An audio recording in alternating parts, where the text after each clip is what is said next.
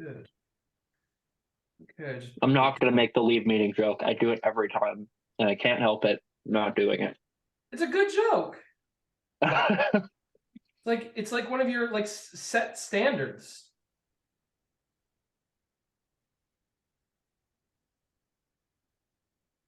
Okay, there we go.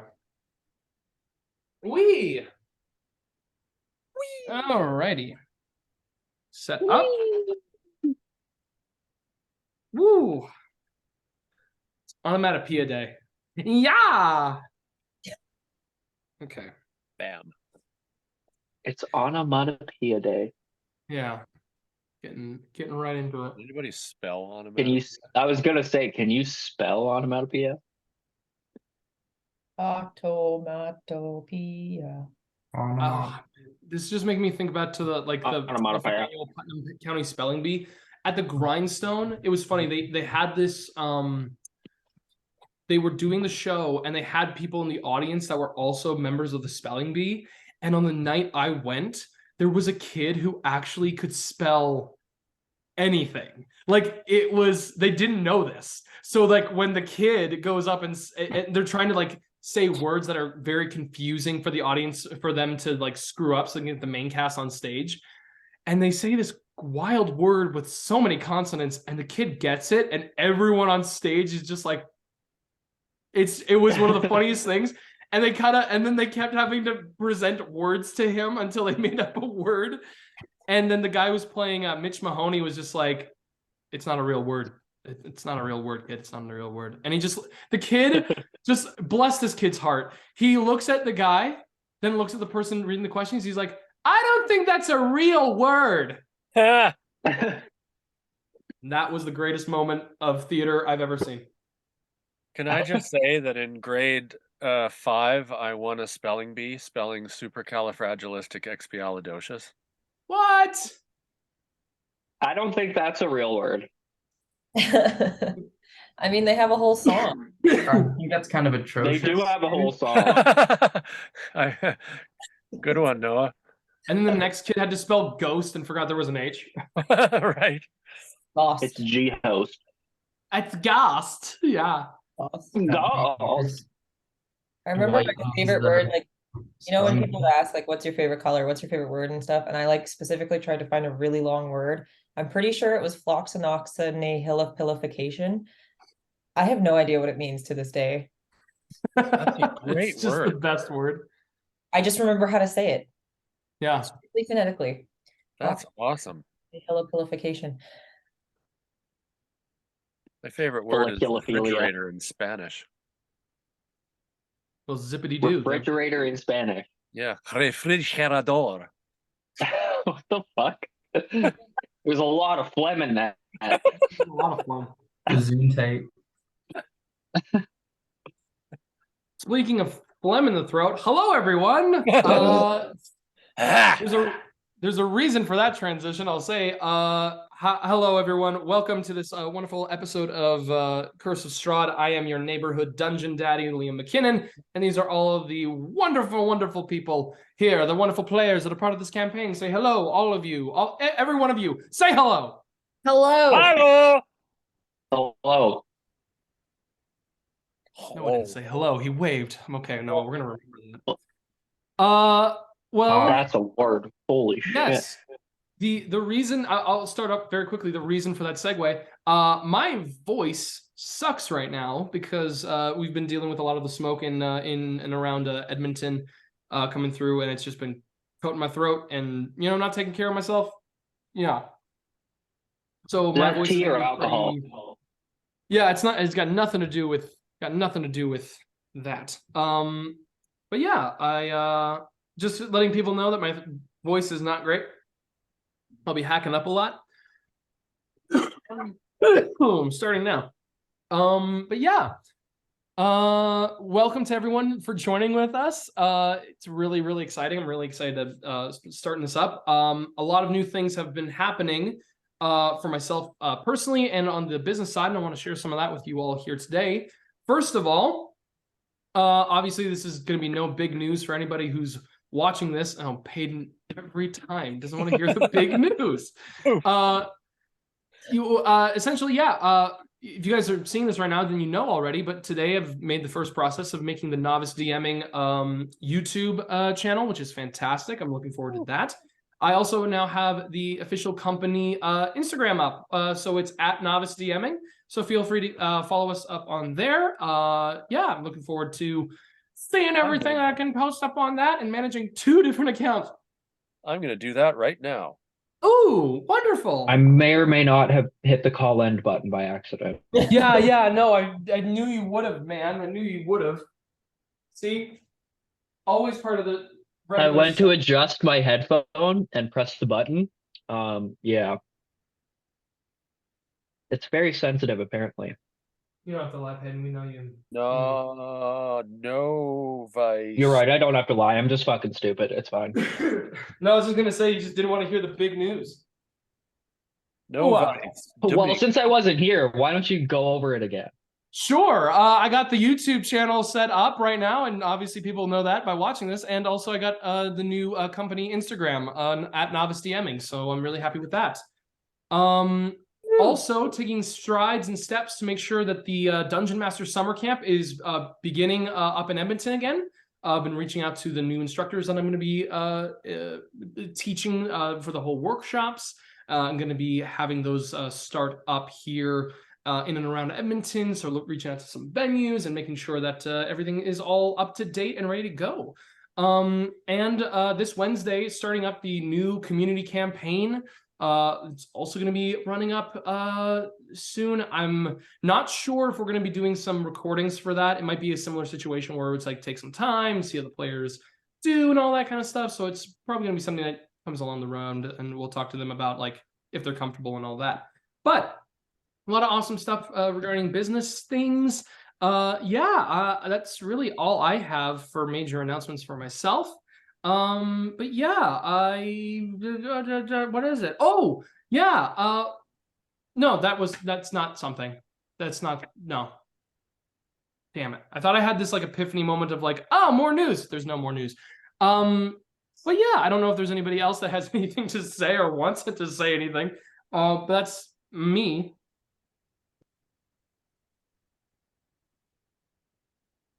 Cool. Okay. It's fantastic. Thank you all so much for being here. We really appreciate you all taking time to watch this and to kind of see all the amazing stuff we're gonna get going done. I'm really excited to see after what we left off last time. As always, before we begin, does anybody have any questions regarding their character stuff, regarding anything whatsoever, for any reason whatsoever? Nope.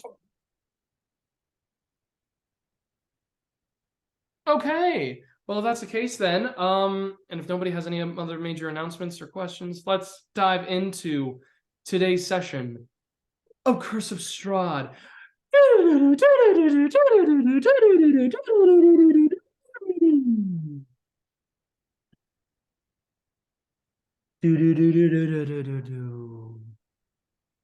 And we're back.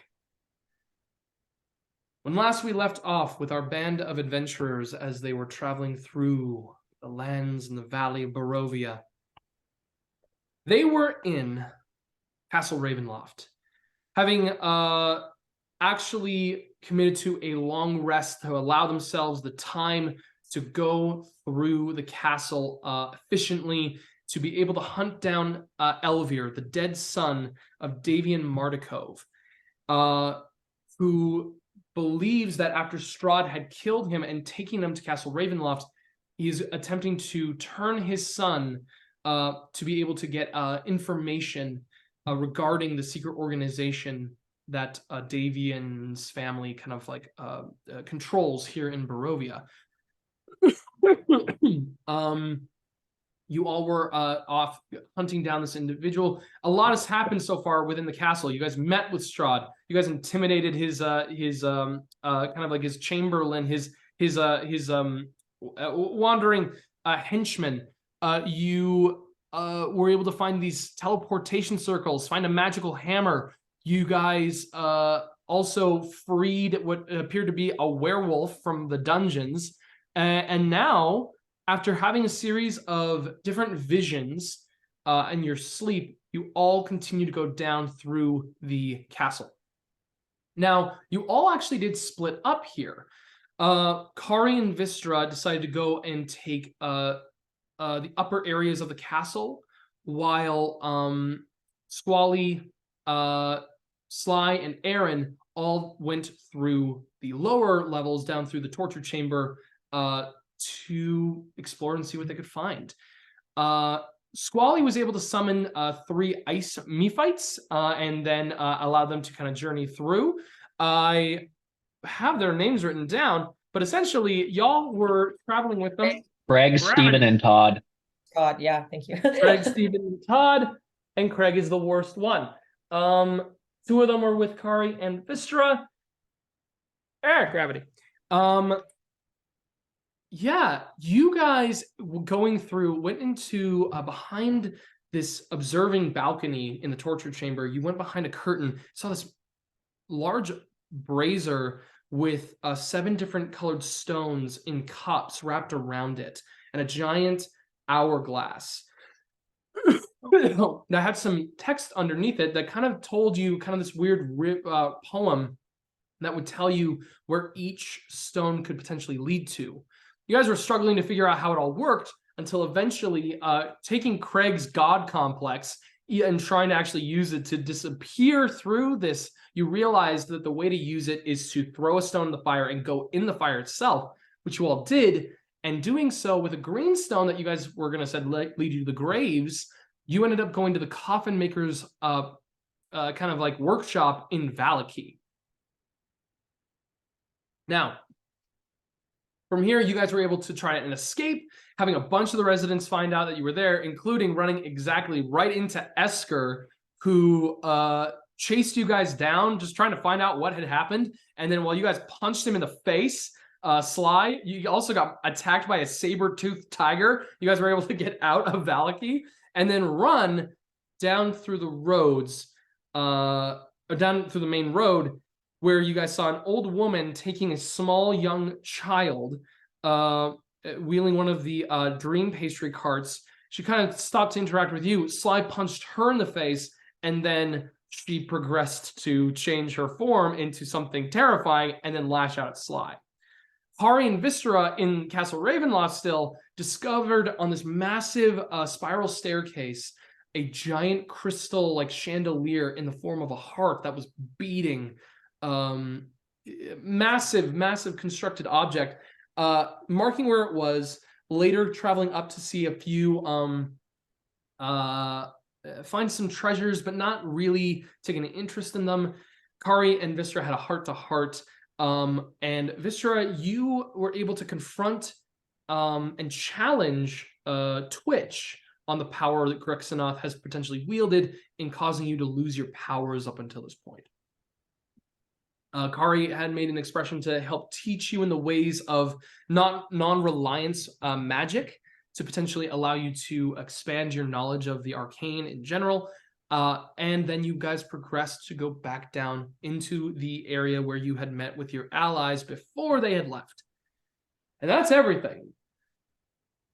So I want to pose this question first of all to all you guys. I want to know where you guys want to start here. I want to know, do we start with the fight currently ensuing on the road, or do you guys want to go to Wystera and Kari at this moment? I think the fight takes precedence. Yeah, I kind of want to get over with it. I speak good. That's what you guys want to do. Here we go. I just gotta get set up quickly here. Okay. Talk amongst yourselves for a quick moment. Turka. Feel free to say your prayers. Count your blessings. Prayer. Blessings. I had 2. You had 2 what? He said, count your prayers. Do? Two prayers. I Oh. counted too. Love that moment where it becomes a Sesame Street skit. Ah. Oh. Here we go. We're gonna die. Probably. The pastry lady is gonna kill us. Dream pastry. The fuck is a dream pastry? It's one of those really light and fluffy, like what are they called? They're like filled with cream puffs. Cream puff? That's what I envision. Gotta be some kind of drug. Probably.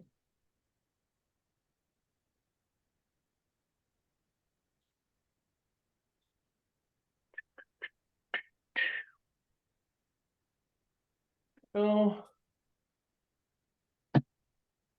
I'm not prepared for this fight at all. face. Wow, witness my forehead. Dun, dun, dun. Go. We could call that a 5-head. Let's see. Where is the camera so I can put it up here? There we go. What day is it? Add that spotlight right up to it. Never mind, I got it. The 22nd of May. Because life is going by way too fast. I feel like. Okay, here we go. So, we're going to focus in now on Sly, Squally, and Eren. Here we are. So we come to the moment in which all of you had arrived in on Valaki. I'm just going to see if I can adjust this to get it a little closer so you all can see. There we go. Okay. So right here we see at a fork in the road leading up towards, I'm going to describe what you all see here.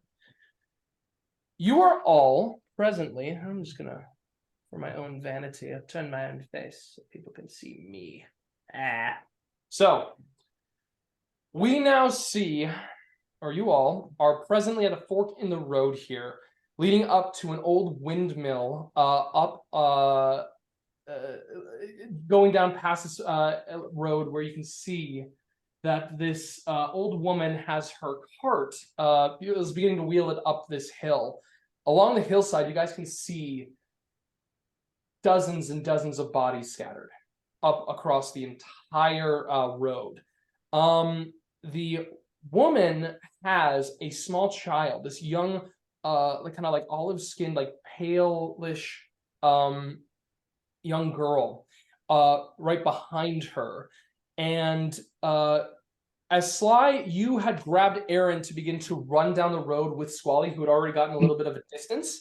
Now she has struck you with her long claws. And this individual was a woman that you had fully believed was just like an old woman, but now has shown her face.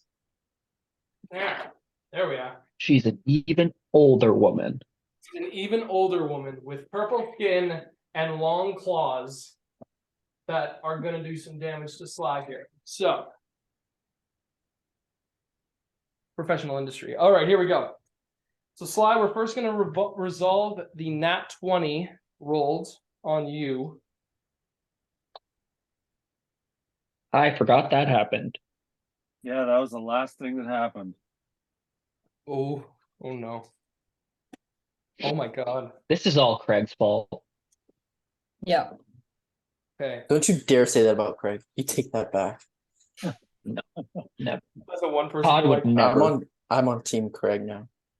Sly, you take 33 points of slashing damage as a claw digs into the entirety of your bicep and your forearm, cutting you like you feel a tingle across your nerve endings that no sword or axe head has ever marked into your skin, and you feel it like almost like a razor cutting across, and you just feel it sting your mind.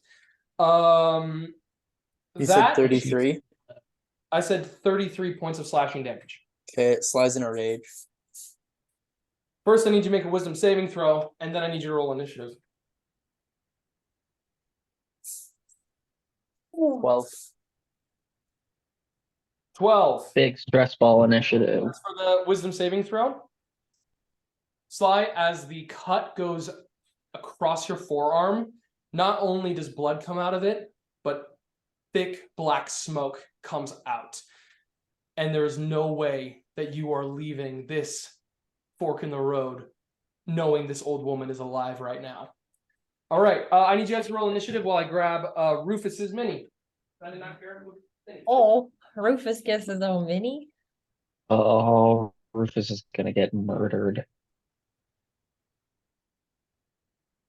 Please no. Don't say that. I couldn't find the dog, so I got Oh, Eren will go full dark. got a tiny little velociraptor. A velociraptor. Eren, how close would you have Rufus by you at this moment? I'm trying to remember here. How close would you have him? I imagine he'd be really close to me, because Sly grabbed me and then. All right. I'll just put him right behind you there. So, let's get the initiative order here. Everybody here is going to roll. I have to roll still.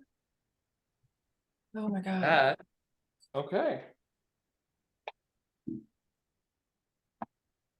So, 25 to 20. Nobody? Okay. Do you want to roll for Rufus for me, please, Eren? Or, yeah. And I know what his modifier is, so I'll let you know. I rolled an 18 for Rufus. Okay, so he, I believe, gets a 20. Yeah. Either a 20 or a 19 for him, so I think Rufus is going to go first here. All Hell right. yeah, Rufus. 19 to 15. I got an 18. Woo, squat. Squally. Yeah. All right, 14 to 10. 13. Eren. And Sly? I got an 8. 8. I'm going to roll for the kid, too. Okay. Rufus and the kid are going to go at the same time. Let me just see if I can find quickly Rufus's card. Now, here's the thing. Rufus is not acting really on his own right now. He's kind of looking to you, Eren, to know how much you want him to be involved in this. So he looks to you for guidance. Oh.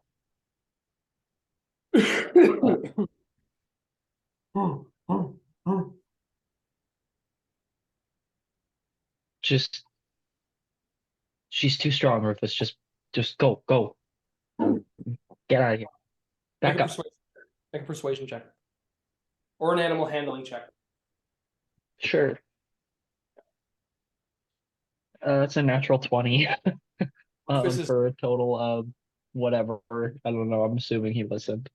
Rufus is booking it as far as his movement will allow. Run!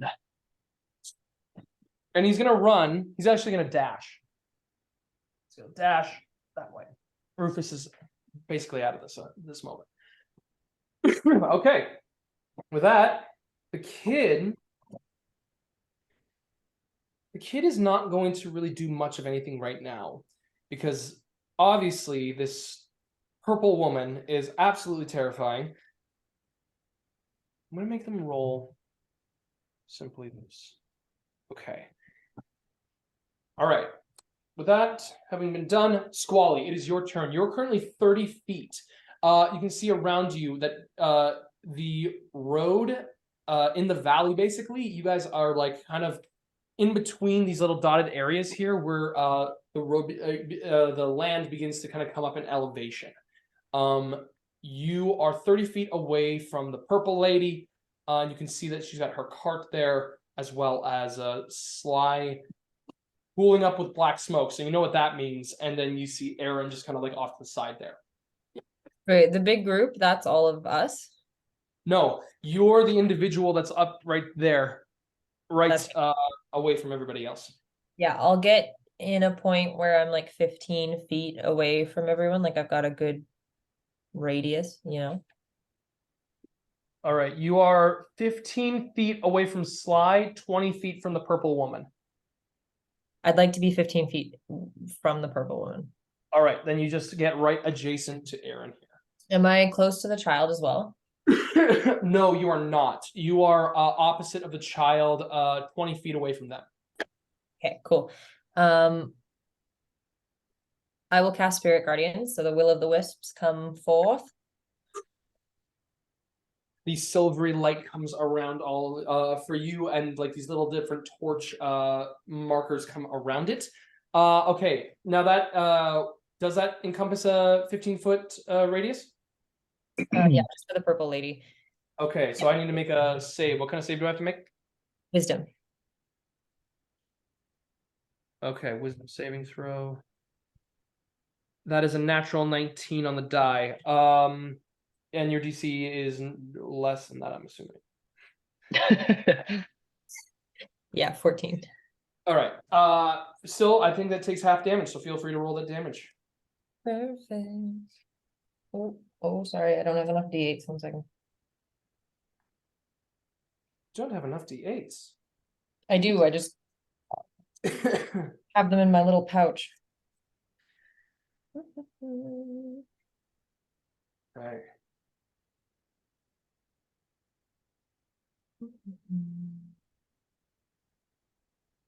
8 damage, please. 8 damage total? All right. Sorry, no, halved. Okay. Oh, no, sorry. On a failed save, 3d8. Yeah, so sorry. 8. It's 3d8 reduced On to a half. failed, on a failed save. Yeah, 3D8. but how much damage do you roll normally? I'm confused. thing. I'm sorry. I'm pretty sure. Yeah, how much damage do you roll for Spirit Guardians normally? On a successful save. Oh, sorry. Yes. 4 Yeah. damage. 4 damage, okay. I'm just gonna quickly check out this thing because Spirit Guardians I do not know.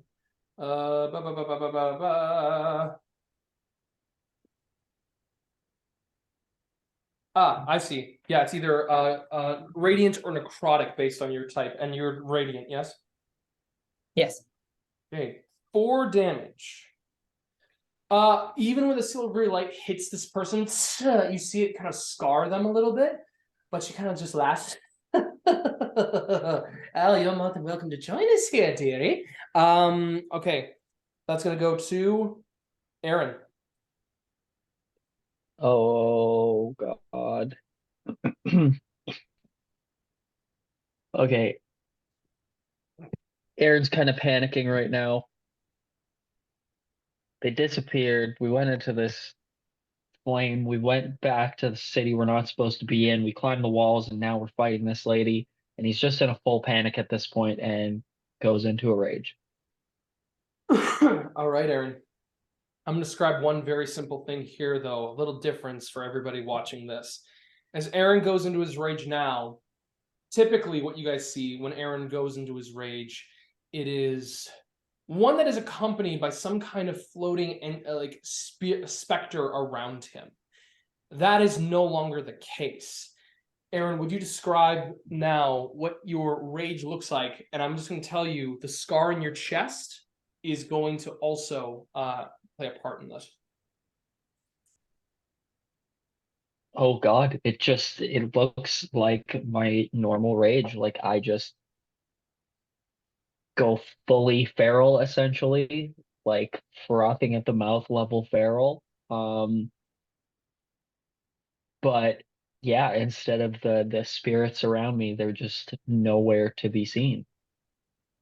I'm going to add one thing to this, Eren. As you go into that moment, you allow yourself or what is it? You go in that feral state, and the chest marker that you have, what it looks like the exposed, like kind of branching off tree stump, begins to pulsate, and immediately you guys see this kind of light begin to emanate from it as it reaches out, and red begins to course through and around Eren, as his blood vessels begin to go into this kind of reddish state. Eren? Okay. Also, I'll add on to that then. The red from there like goes out, and it kind of encompasses my Warhammer right now. Oh shit. Okay. Yeah. Red begins to like wrap up around Eren's Warhammer in this moment, as if it's like tethered to him. Yeah, and then I'm going to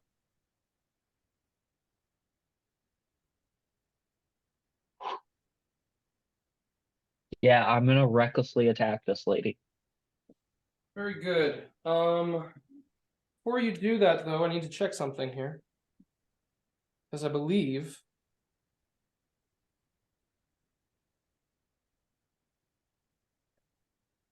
I need you to roll a d8 for me, please, Eren. I did that already, if that's what you're... Oh, that's what you were describing there? Oh, you motherfucker. Yeah, Okay. I rolled a 4. Oh, I know If you, I don't know. Go ahead and make your reckless Okay. attack. Perfect. Oh, keeping it from me, you son of a bitch. Ooh. Wasn't trying to, but I love okay, perfect. That's a 18 to hit. Okay, that's gonna hit. Okay. We love that. We love that. Where's my... Holy shit. This one.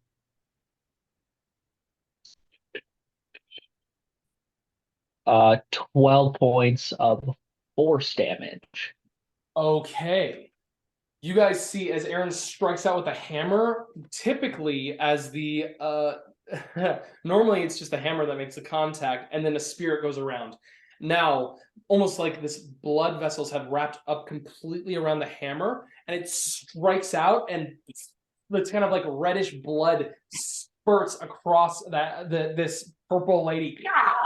Yeah, that definitely felt that.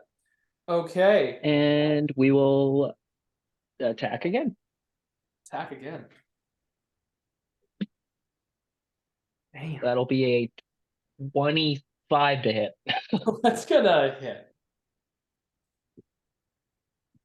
And that'll be 14 damage. Force damage. More blood scatters across it. All right. And Damn. I just fucking scream at her. Okay. That's gonna go then to Sly. Alrighty. So, Sly gets gashed, and he just like, yeah, the black smoke just starts billowing out of his arm. And then he just like draws his dagger and his sword, and then as he's raging, his like tail starts to like grow spines and spindles, and almost forms like a weird like club shape at the end. You're an ankylosaurus. Sure. And then he's just gonna like leap at this old lady and like, okay, so how do you want me to go about for rolling attacks? Do you want me to roll my 2 attacks, like,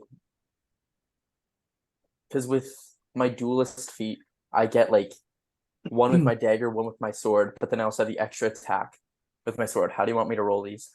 I mean, I prefer you to roll all 3 at the same time, and then whichever one's like hit, like keep track of it. Maybe go first to your sword, and then the last one your dagger, if you want to do that. Cool.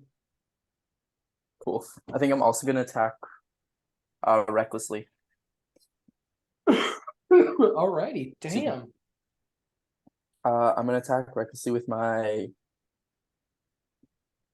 sword. Okay.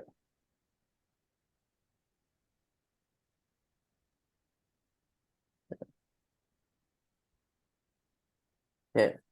18 for the first attack. That hits. Okay, and then I'm rolling for the second attack with my sword. Okay. Fuck, nat 1.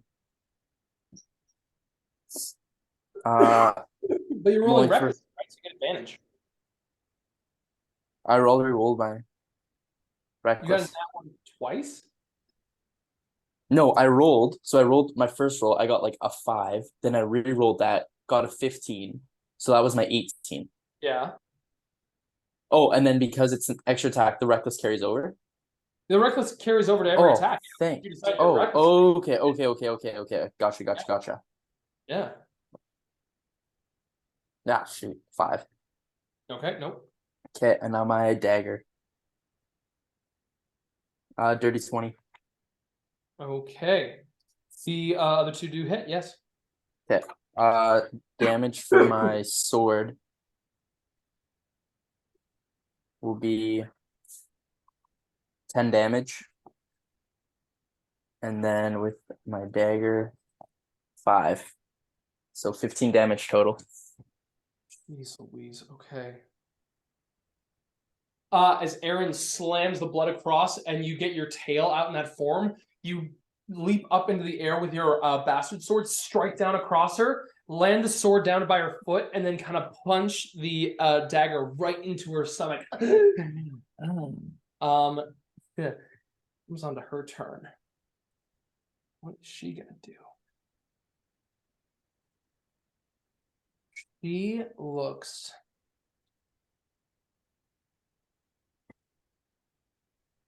Yeah. She looks at all of this taking place right now, like these three individuals that have just like brought up all this stuff onto her. And she kind of looks at the child and says, "Well, I must say, I wasn't seeing much before. And now, I think it's your turn not to be seeing much of anything." You see her form kind of like sparkle and shine until all of a sudden she vanishes right before your eyes, slowly. She disappears.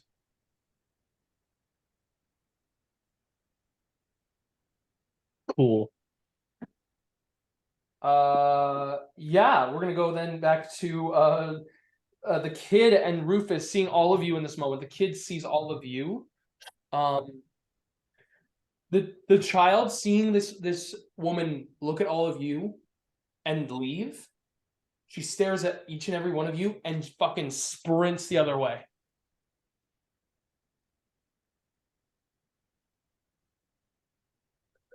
Let me just see here. That's going to be the distance. Yeah, the kid just starts running. Squally, it's your turn.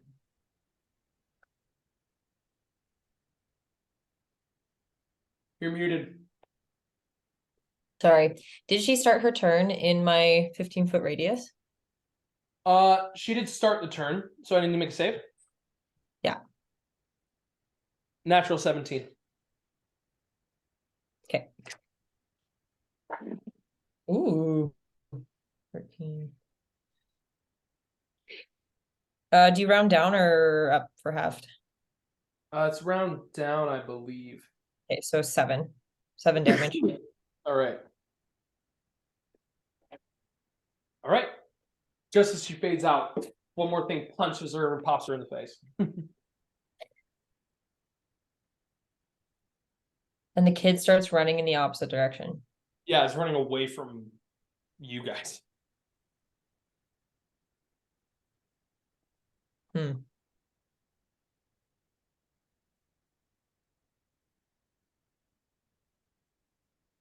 How far is the kid from me?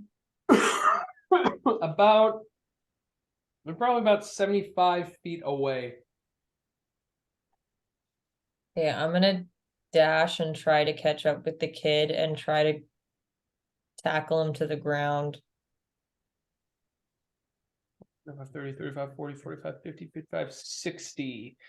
Yeah, you are 15 feet away, so you are basically hoofing it to chase after this child. All right. I'll just yell out, "Wait!" Sly and Eren. It's your guys' turn right now.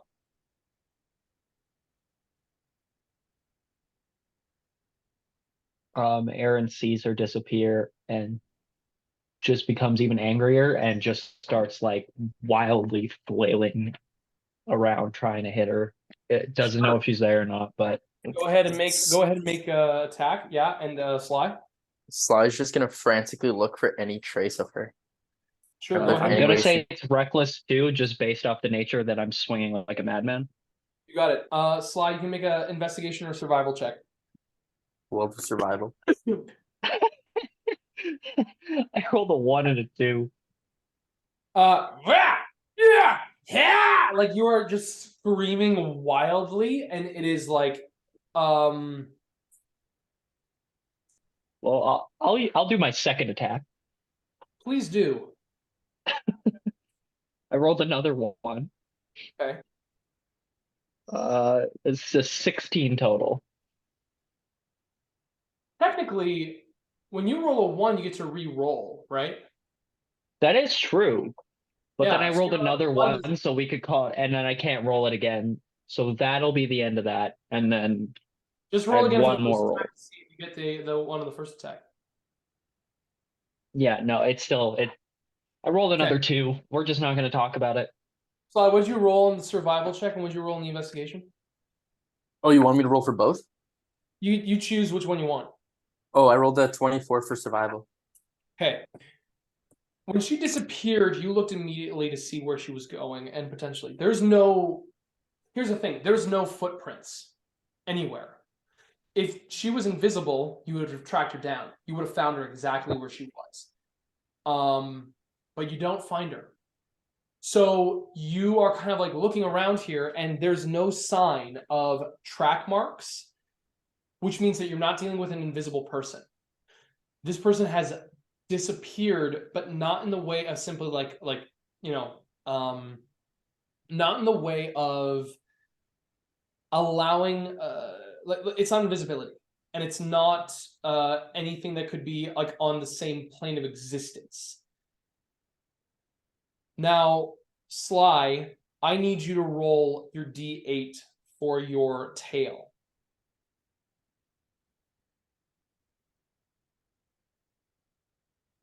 Five. Okay, what does that make your AC? With my swords out, I'm at an 18. 18. As you are looking through here, Sly, you hear the wild, like, screaming anger coming from Eren, like, behind, and all of a sudden your tail wraps around something solid, and you see right behind you Eren's warhammer wrapped up in your tail as he's wildly beginning to go somewhere and almost made contact with you with his hammer. I just let out like a low growl and then yell at him to watch it. Eren growls back. Just yell at him like, watch where you're swinging that thing. Eren yells or growls back, and he starts trying to pull the hammer out of your tail. Sly starts tugging back with his tail, and then like starts like reefing on it. Go ahead and make contested athletics checks right now, guys. Of course. Oh, it's so good with its cocktail. Oh. And I believe you guys have advantage with these raging. You get advantages? Yeah. Yeah, you get advantage on. Oh yeah.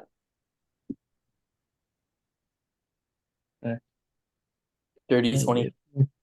Oh, 21. Oh, are you kidding me? Ass. Eren ass. just scrapes it right out of your tail with the growls, like going back and forth between you two. Squally, the child is still rushing and is about to go into the woods. I need you to make. I just want to know what you're committing now, just to the dash right now. Yeah, I want to try to catch up with the kid.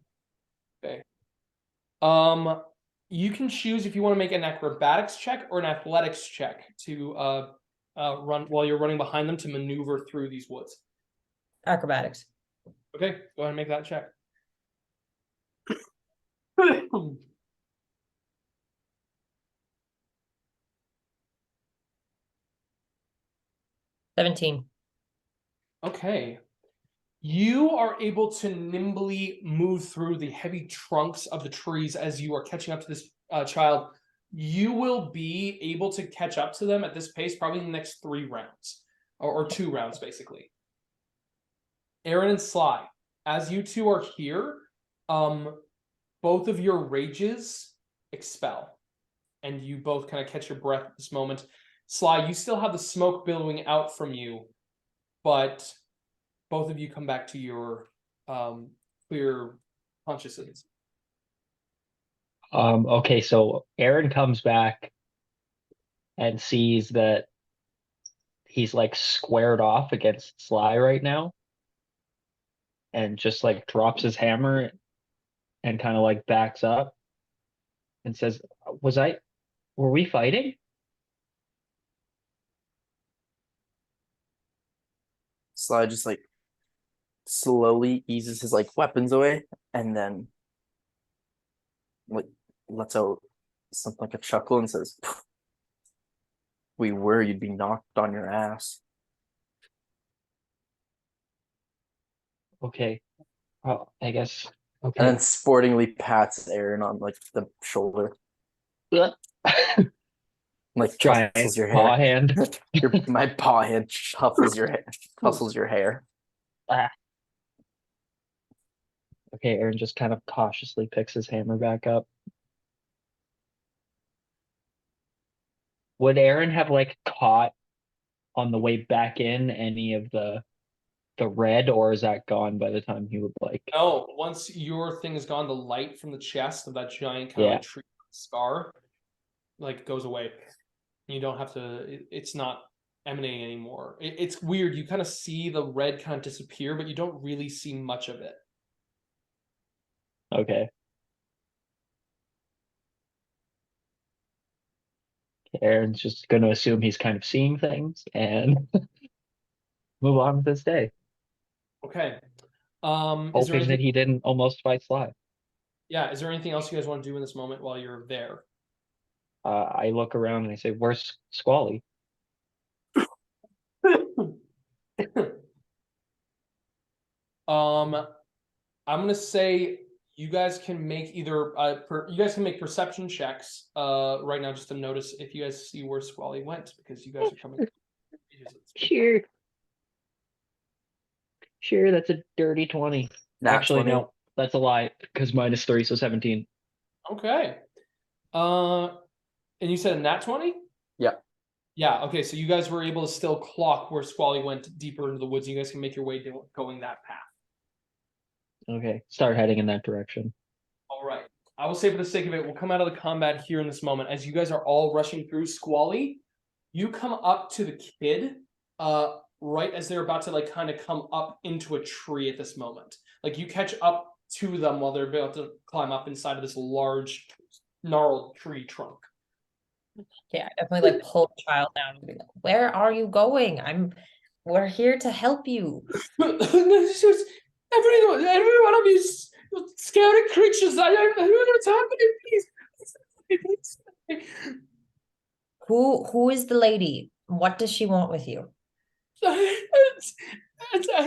just leave me alone. Please let me go. Where's your family? Can we take you back home? Make a persuasion check, please, Squally.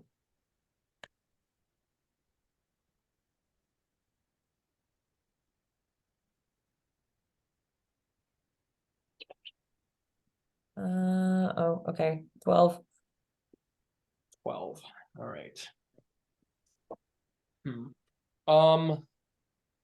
You see that this child is so caught up in a distraught form of panic and fear.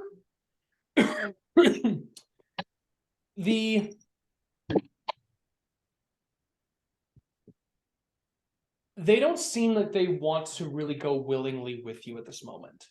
There's a little bit of a hesitation for them to climb up further up the tree, but they're not allowing you to just simply allow them to come with you. Like they're not just like immediately saying, okay, I'll come with you at this moment. They're still like distraught, and they're definitely not giving you any information.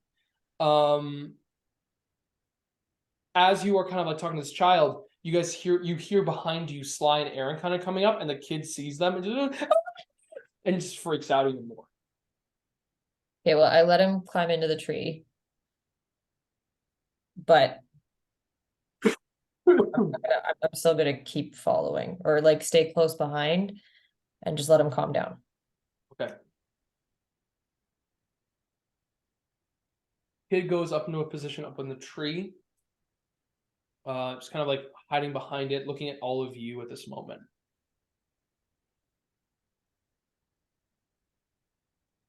I say to I just put the hammer away and put my hands like where the kid can see him and say, we're not here to hurt you, we're here to help you.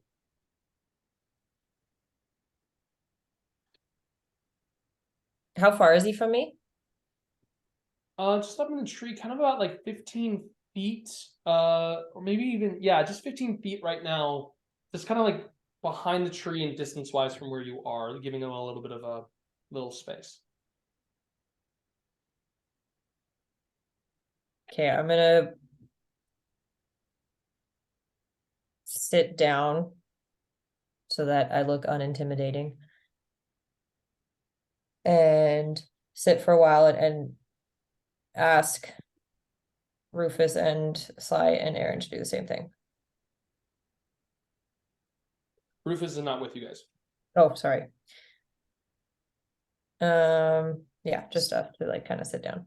Sly's gonna like roll his eyes and just take a few steps back. But he's gonna stand at a distance with his arms crossed, kind of watching the I road. was assuming that Rufus would follow us, but like I like whistle him down or something. Sure, yeah. I'll say if you whistle Rufus down, off that nat 20 animal handling still, I think Rufus would be able to clock that and be able to come through. Good jovial halfling whistle. All right. And then I kind of want to play with my pinwheel a little bit, but like kind of enticingly, like hoping that the kid might want to look at it too or play with it. Sure. Sly's eyes just light up. I'm gonna say I'm gonna roll another check here. Now you guys can roll persuasion. I'll say Squall, you can roll persuasion with advantage here.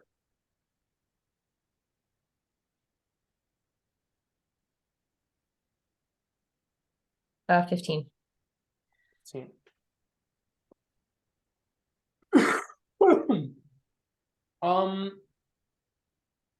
As you are playing with the pinwheel, and kind of as Rufus comes in through the actual forest tree line, the child, she kind of sits around the tree trunk, kind of like stands up on a branch and sees you and says, what is that? Oh, it's my pinwheel. I use it to find the wind and find friends. Would you like a turn? Kind of like goes slowly Put up. down the tree trunk, and then as you kind of put it up, looks at it, she hits it, Like a little blow too. So like she kind of sees it and kind of moves away, but then is like a little bit enticed by it and starts to kind of hit it a little bit, and then as she sees you blow on it, does the exact same thing. She kind of comes down. Is it a toy? yes. A lot of the toys I play with, they're not usually, they don't look like this. What sort of toys do you have? I have a toy at home that has a like a fiery horse. Like I have a horse that has like fiery hair, and I have like a I have a small toy that like has you take people and you put them underneath this giant thing and you drop this thing and their heads come off. I have those toys.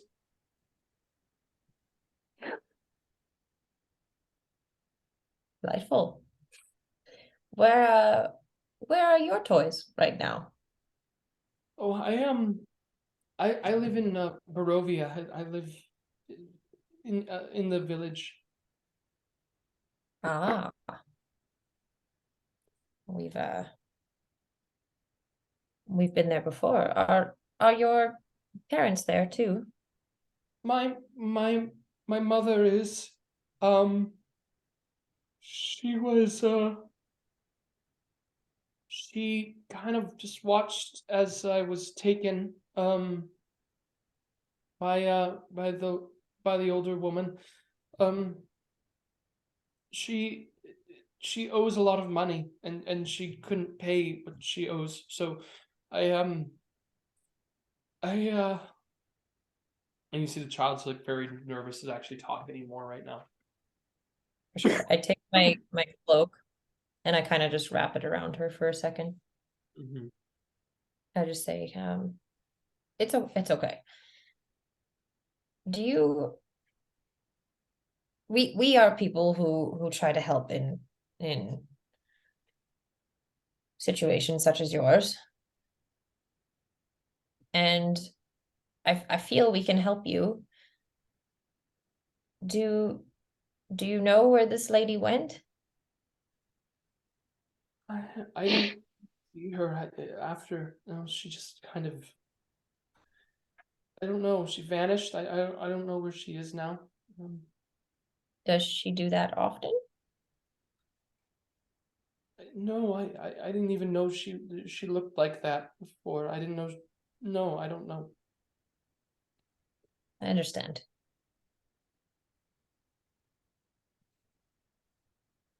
Sly, go ahead and roll a d20 for me, please. It's a 12. Okay.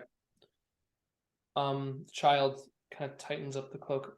Says, "Are we able to go? Can I go home? I want to go home." I look to Sly and Eren. Well, we We can't can't. leave her here. No, we can't. Barovia is the town we're not allowed in, right? No, that's valid. Valaki. Valaki. Yeah, Okay. that's Valaki. Barovia was the first town we went to. And where is it in direction to the castle? Or in relation? The castle kind of looms over top of the entire village. But you've been there a couple times. So if you travel the road you were going to go to get to Ravenloft, you just take a different road back where the waterfall is, where you guys see that like gallows, where you guys have passed by that, and you'll get to Barovia. Well, why don't we make a pit stop before we get back to the castle? Yeah. It's on the way anyway. Sly again just like rolls his eyes and shrugs. He doesn't really care. Child, do you have a name? My name my name is Sasha. Okay, we'll take you home, Sasha. Let's go. Are you fine to walk? Yes, I'm all right. Okay. Let's go. Okay.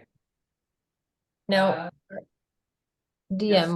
my spirit guardians, can they just still hang out with us? Like, did I lose concentration at all? Because they're Didn't lose concentration. How long do they last though? 10 rounds. Or sorry, 10 1 second. Yeah, 10 minutes. They will be gone as you guys continue to walk. Okay, I'd like to keep them with us while we're walking. You got it. While you are all doing that, I just need to quickly check one thing because I need to see how far you're traveling here. All right.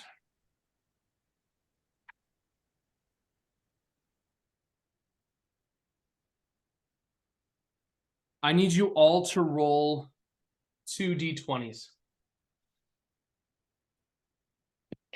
2d20s. Yeah. Like 2d20s each?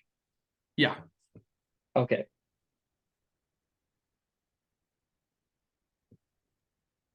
I got a 9 and a 3. All right. 13 and a 5. All right. 14 and a 5. Okay. We will get Stop to trying to one-up me all the time, Padon. we will get to what happens Sorry. guys in a little bit. We're gonna come quickly here now to Wystera and Kari. Now, No. as we return to Castle Ravenloft here, Kari and Wystera are in the torture chamber space right now, in the watered the space where the water has flooded in on the torture chamber. You guys are picking each other up to climb up into the observer deck to try and find where your allies had gone. As you get up onto here, you see what they saw. 2 seats with decayed bodies, missing hands, and behind there is a large curtain.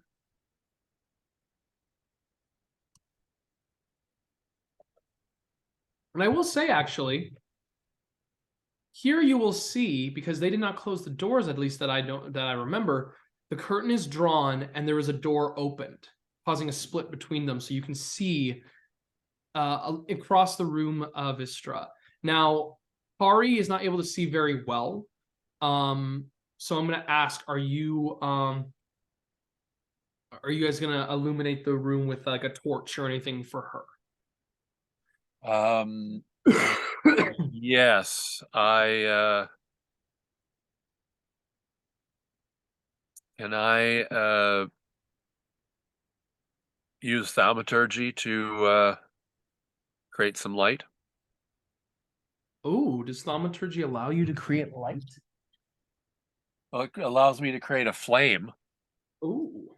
Okay. If it allows you to create a flame, then it should allow you to do that. I think it only lets you change flames.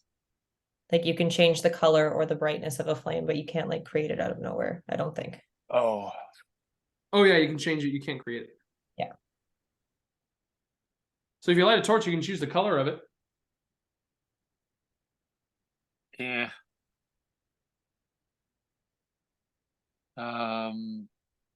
Just let me check. Where the hell are my cards?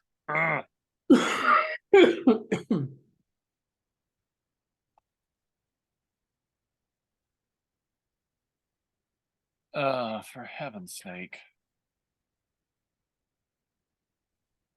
Okay, I'll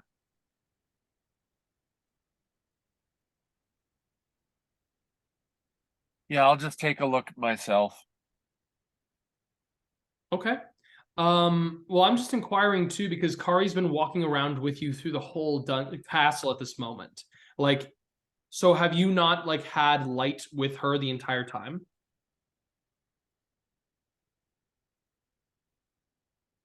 I assumed, and I guess I shouldn't have, that she was making her own light. She doesn't have that ability. She doesn't have that ability. Okay. She has her own torches, but she wants to make sure that like she could be able to illuminate something.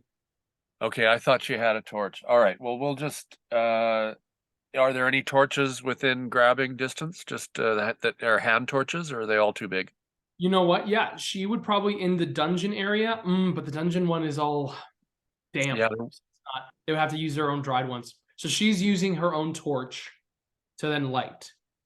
But Okay. the reason I ask too is you guys see that when Kari goes to carry it, it leaves her grasp and instead is being carried off. And you see Twitch is carrying the torch. Being in her larger size, she's able to do it. She doesn't say anything. She just carries it. Oh, Twitch, fabulous. Yeah. I'm sorry. We'll talk. I promise. Okay.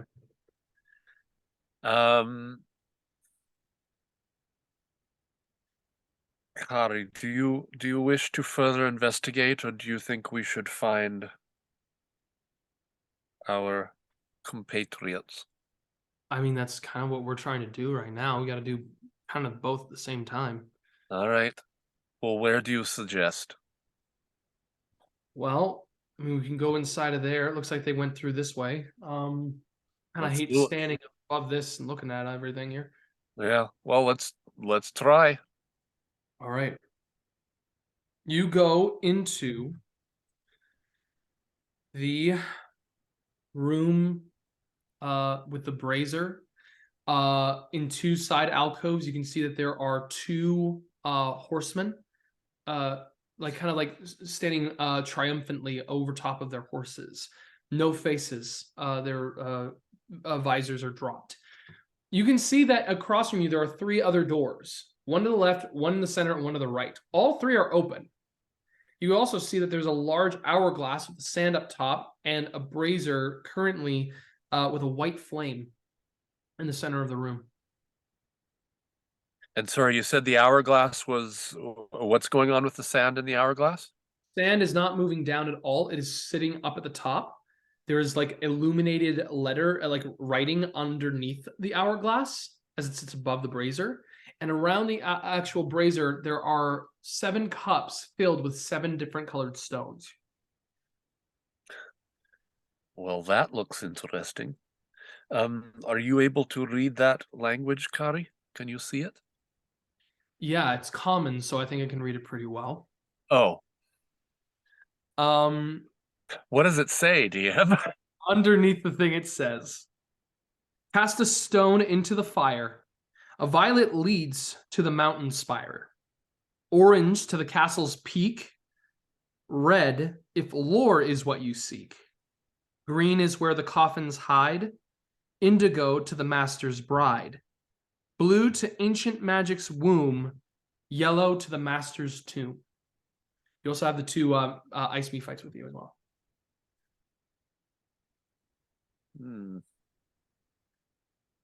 So perhaps some sort of teleportation device?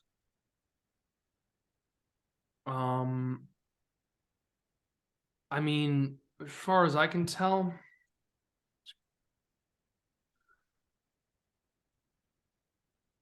I think if you basically like make it a color, then somehow it would allow for that. I don't. Yeah. I don't. I'm sorry. Like it's not. I don't. Teleportation is not, or I don't know what even school that is. That's like. I want to say it's abjuration because it's like protecting people. I don't think. Yeah. I think it might be some kind of abjuration thing. Like it protects somebody somewhere. Sends you off and then you're safe. Yeah. Well, unless we want to go somewhere immediately, I'm not sure this is wise. I don't know about that. Like if we're like picking up a spot, yeah, it doesn't sound like if it was to be teleportation, you got like different places. I don't know if it's gonna be best. Yeah. I wonder if this is there any way Wystera has an idea and she's just wondering, is there any way to discern if any of this has been used recently? Make an investigation check.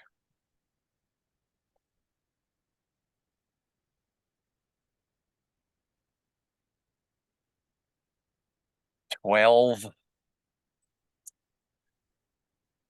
Nothing seems really out of place except the doors. Like the doors are wide open.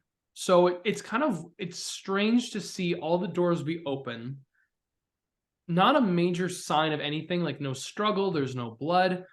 The closest thing that you really get is like, yeah, I'd say you'd see like there's maybe like a little pool of water. Just like a little tiny area, just a small bit. It's kind of like almost like dried up, but you can see it still kind of marks the stone a little. And which stone is this? Oh, it's just a small stone on the floor, like a little bit of the cobblestone. Oh, sorry, I see. Yeah, not one of the crystals. How about the fire? How about the fireplace? Anything, do I see anything there? No, you don't see anything with the brazier. There's no sign really that anything has really tampered or interacted with it anyway. All right. Okay.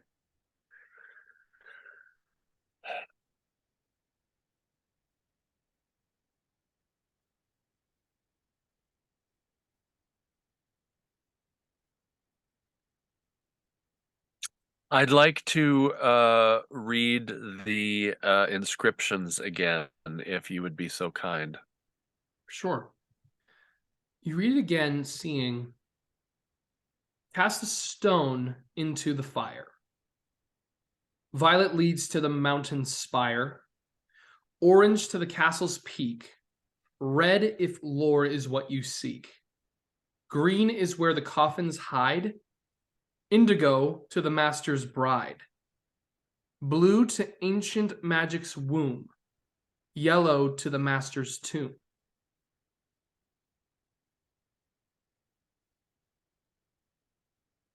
Go ahead, if you want to try, you can make a intelligence-based check trying to discern locations here.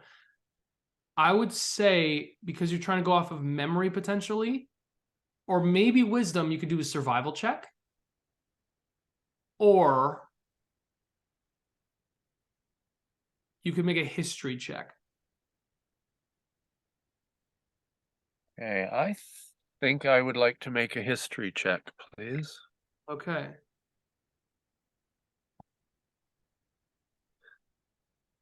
Nat 20 plus 3. All right. For yourself, if you're deducing this as a teleportation thing, part of you thinks, okay, maybe this teleports you across the castle. However, there's only one that explicitly says the castle, and that is orange. That one's the only one that says the castle outright, which means the rest of them don't have that direct connotation. You see that one of them says the master's bride, and that's the indigo one. Part of you thinks that that one's the master's bride. That's where Basilica is. That's where the abbot is. You think that one takes you directly to the abbot. Yep. You think the master's tomb. That one's interesting as well. The master's tomb doesn't specifically say in the castle, but it seems it would be a direct line to wherever the master is at rest, which might not be in the castle. Where coffins hide. And that's blue, isn't it? Master's tomb? Oh, that's the master's tomb is yellow. Whoops, thank you. Blue is magic's womb. That one's weird. When you hear magic's womb, you think birthing. The only thing you really saw that was birthed was in Yester Hill. That was when you saw the tree come to life. But that was also the seeds. That was because of the seeds being used. You kind of get this moment of like, well, maybe that takes you to where the seeds are. The mountain spire, I mean, you've seen the mountains across the valley, could be any one of the mountains, like probably up tall inside of the cold mountain ranges. Coffins hide and lore is what you seek. Lore is also tricky because this one's different because it's like you got ancient magic, but then you have lore. So now you're talking about history. Now you're talking about something that connects you to something regarding actual learned researched history. That's different from magic. So that probably takes you somewhere where there is probably an abundance of material that can be used for studying. It makes you kind of think, study. Now there is something I need to check quickly here because I need to see notes are. I believe lore is what you seek was red, yeah, and green was coffins. Yes, green was coffins. Yep. Now the coffin. Oh, I'm gonna see something here. Yeah, because I made a request of Abby to send me something regarding her character notes, specifically pertaining to something. I need to see what she got. There's a lot of stuff written down here, so I'll probably have to filter it. So I'm gonna say,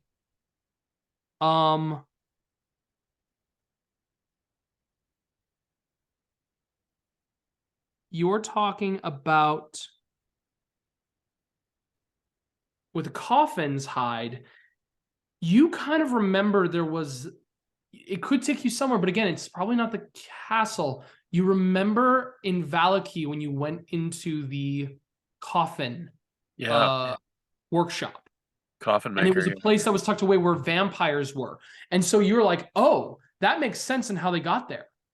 They were probably there and they probably were able to teleport here and then be able to actually have them go through that. Yep, that makes sense. But I don't want to go there. No, who would want to, right? I just see something here. Yeah, Wystera is definitely interested between blue and red, I think. Kari, yes. Okay, Kari immediately looks at that.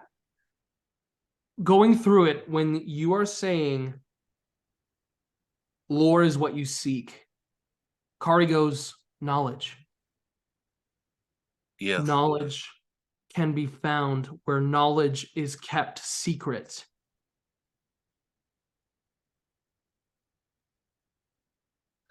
That's it. Where knowledge is kept. That's the center star. That's the center of the reading. That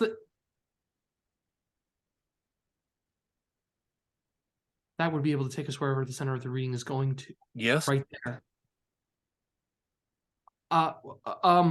She immediately looks around. Yeah, I mean, maybe, unless there's like evil knowledge, but I mean, do you think this could be something to do with your brother? No. I'm not talking about my brother. Right? Fuck it. I'm talking about the card reading. The thing that we have, the center where evil lies. Yes. That's the center of the reading. It was evil knowledge. It was knowledge. It was about secrets and information. It's there. So shall we? Well, I mean, throw the red in. Well, wait a minute. Throw the red into the fire? I mean, shit. I mean, that's like, oh my God, we could. I'm gonna do something here quickly. Yes. Kari's like, we go there and we find out. We could find out exactly what this all is. We could find out like what the center of the reading is. Yes. It is worth a try. Yeah. Kari goes, grabs the red stone, throws it into the fire, and it lights up. You see that sand begins to drop from the top of the hourglass going down. Fascinating. The brazier light changes from white to red, and the sand continues to drop down. Okay. What happens? I suspect we wait until this sand runs out, and then we are going to be perhaps swept away to somewhere interesting. All right. Sand continues to fall and fall and fall. and then when it reaches the bottom, it all magically goes back to the top. The flame goes from red to white, and nothing happens. You are both still in the room. Oh, for crying out loud. Fuck's sake, what the fuck? Oh, maybe the sand is the timer and we have to run through one of those doors before the sand runs out. I don't know. Could try it again. Sure. Stone reemerges. She takes it. Which door do we want? We have left, middle, and right. Let's try middle. Okay. Chucks it in, and you guys rush through the middle door. You go up a set of stairs that climb up, and up until you go into a very corridor that goes deeper and deeper and deeper, like goes in a long stretch. And inside here, you can see that there is a tunnel that is off to the side with little faint mist lingering within the tunnel.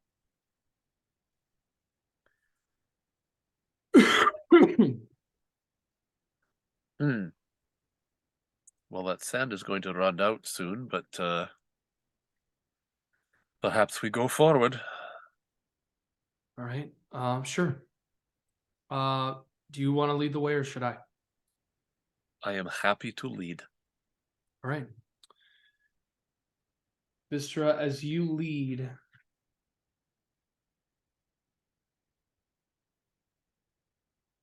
all right. I need you to make a perception check. And you can make it with advantage. Kari is helping you out here. Okay, thank you. Perception, okay. That is a 10.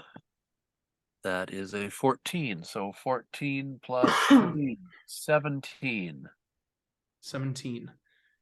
You make your way down through this tunnel, and as you are walking through it, your foot hits a point of the stone, and all of a sudden you hear, and your feet let go out from you, and you immediately almost begin to slide downwards. Kari's gonna try to grab you here. Kari tries to grab out towards you, misses, and then goes head first down where you are going. And you both slide down a tunnel chute and then wind up face first into water as you guys fall into a tight corridor, like it's a tight chamber with water completely covering your faces. I try to stand up. For sure. I need to see something very quickly because I wrote down a lot of stuff here. Yeah, you stand up. And as you stand up, where is this one? Okay, it's not there. I'm going to say you find yourself in a small prison cell.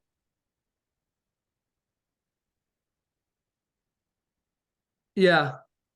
You find yourself in a small prison cell, just completely by yourself, with this like kind of tunnel that leads through here. And as you like fall through, the door closes. And I'm by myself. Well, you, Kari, are now in darkness because Twitch did not come down the chute. So you and Kari are now both inside of this room. Oh, for fuck's sakes! Fuck me! All right, what can I see with my dark vision? You are currently in one of the same dungeon chambers that you were in before. You can see that there's the door right beside you. There's nothing in this particular room. It just led straight down into the locked cell. Okay.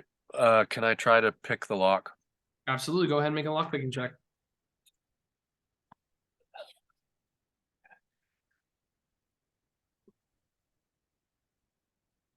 15. Okay. You try to go to the lock, and you just do it. You are able to unlock the door, and you're able to walk out of the space, soaking wet. Kari's like, I'm really getting fucking tired of this. Like, really. Agreed. You guys make your way back up through this thing, hoist yourself up, go back into the brazier room. The ice me fights are still standing, kind of floating in that space, and you and Kari are there. Twitch comes back with the torch. Oh, there you Yeah, we went for a swim. are. Yeah, really fun. All right, we go back or what? Wystera. I think Wystera has a thought at this point and looks at the fireplace. How big is the fireplace again? Like, how tall? Is it one of these really big ancient motherfuckers? The brazier itself, it's like a stone brazier that kind of sits in the center of the room. I'd say it's about 3 feet tall, like kind of a central kind of moat of rocks around it, of stone. And then there's the brazier kind of like beneath it standing, kind of extends a little bit up. So it's kind of like you stand up, you could stand up and like look down on it. Oh. Well, given Wystera's background, I'm going to try something. And she grabs the red, throws it into the fire, and then jumps into the fire herself. You jump in and you disappear. She's like, what the fuck? And you don't hear Kari. As you jump in There it is. fire, you find yourself standing in a room that is warm, a nice warm space from a fireplace burning behind you. You can see that the light actually fills this room, as you can see that amber light touches across the walls that are lined with books and tomes.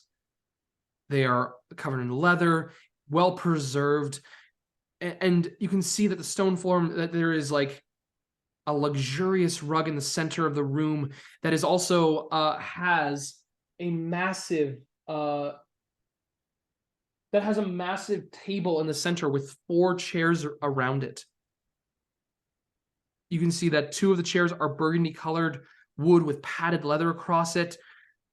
And you see that there are like these like overstuffed couches, like these divas kind of like wrapped around as well. This is a gorgeously adorned room, but one of the biggest things you see is above the fire, there is a massive portrait of a woman standing in like purple, gorgeous purple robes with red hair, kind of like faded dark skin, standing with like almost like royal garb. Kari immediately emerges from here, as does Twitch. Hello. Hi. What the fuck? You can see beside you here, there are 2 large double doors. I'd say directionally to your west, 2 double doors. The fireplace is to your east. To your south is a single door, and to the north is 2 sets of doors. There's one on the left and one on the right. Holy shit. Yeah, interesting. So,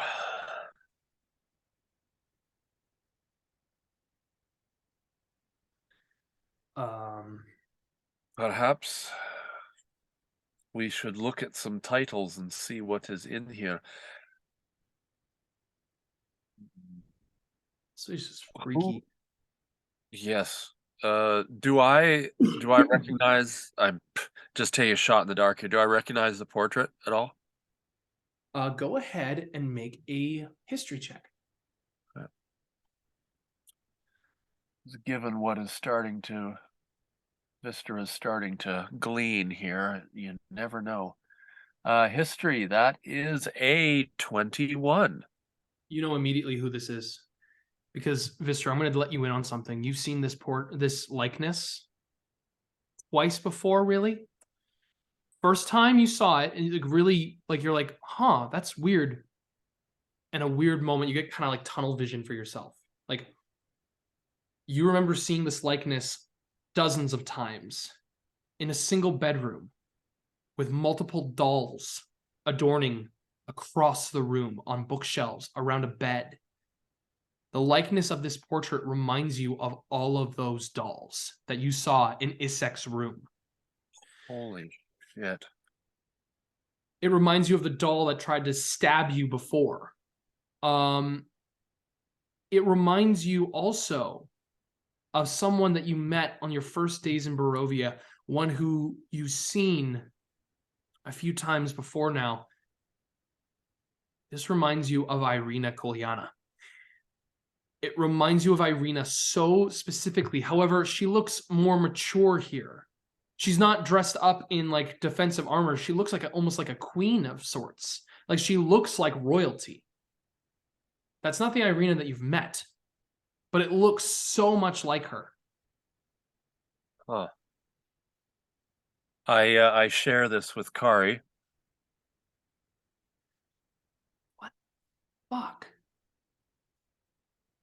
Perhaps this is a Irina's mother or grandmother or God knows.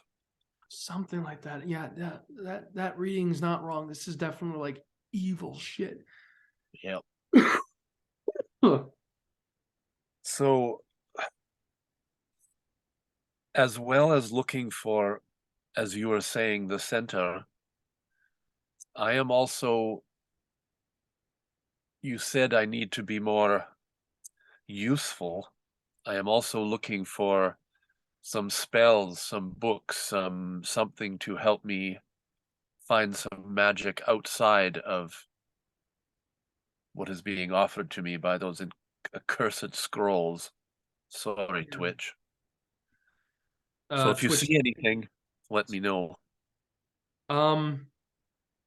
Immediately, I want you guys to roll. Excuse me. Go ahead and roll an investigation check. Okay. Kari's gonna roll on her own. Okay. Doing well. 16. 15. Investigation, you said, yeah? Yeah. Yeah, 15. Yeah. Beautiful.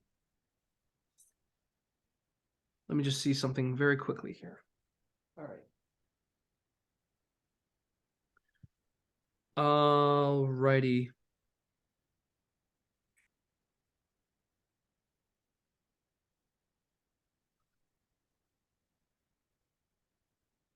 Okay. You said 17? 15. 15. Okay. You look through I'm gonna say a portion of just some of these books just to get like titles and everything.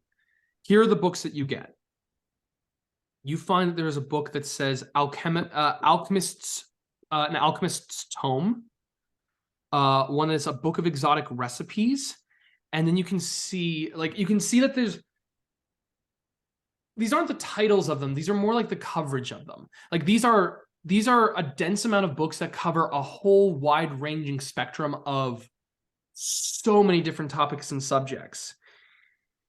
And these books altogether are like volumes of lore that seem to have been well taken care of. Like books are not common in a lot of places in Pirelli at this time. But the fact that there are some people that would have them, they are like elegant, rich collections and volumes that are taken and considered by people that like have tremendous amount of wealth and being able to like have a studied amount of knowledge. There's a lot here, and it scatters and it looks like it comes across a whole bunch of things. You even pick up one book that is it's like an entertainment book of sorts, but it's like almost of a hero's tale, one where someone ventured off to seek out a kraken, basically. Like it's an epic tale. The Alchemist's book you see is a entire ciphering and mixing of all these different like old occult type magic and old kind of like things that people could use in rituals. And then the recipes, it's not like food or cookbooks, it's stuff that is like weirdly like herbalistic natures, like combining things for scents. It's not about food, it's about like creating aroma therapy. It's nothing stems and nothing looks like it is tied to magic, arcane. That doesn't look like what you're finding here. Okay. You're finding a lot of stuff pertaining to text that could give you knowledge, and it would take a long time to study it, but you could be able to learn different crafting methods, tools, specialities if you took the time. Okay. One of the things is there is there an index in the alchemist's tome? like an actual table of contents kind of thing? Yeah. Yeah, I'd say that there would probably be some collected actual longs, yeah. Well, do I see any spells that might pique my interest? There's no spells. Okay. It's not about spells, it's about It's worth a shot. no, because it's not magical. It's Yeah. traditional initiation rites. Like it's kind of like mixing of herbology and this weird kind of element of taking some, it's not even magic. It's like maybe like crystals, things that people believe could be magical, but they don't lead to a Got it. spell. They're Got it. rituals. Yeah, they're rituals that lead to potential effects maybe, but they're mainly long rituals that are committed to. Got it. Okay.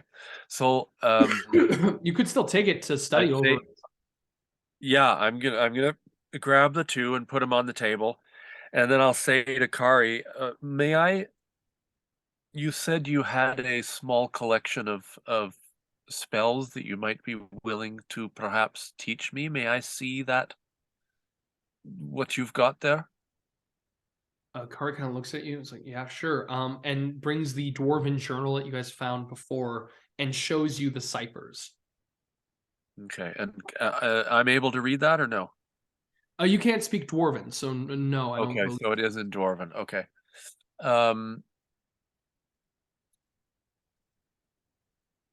How many like is there a list of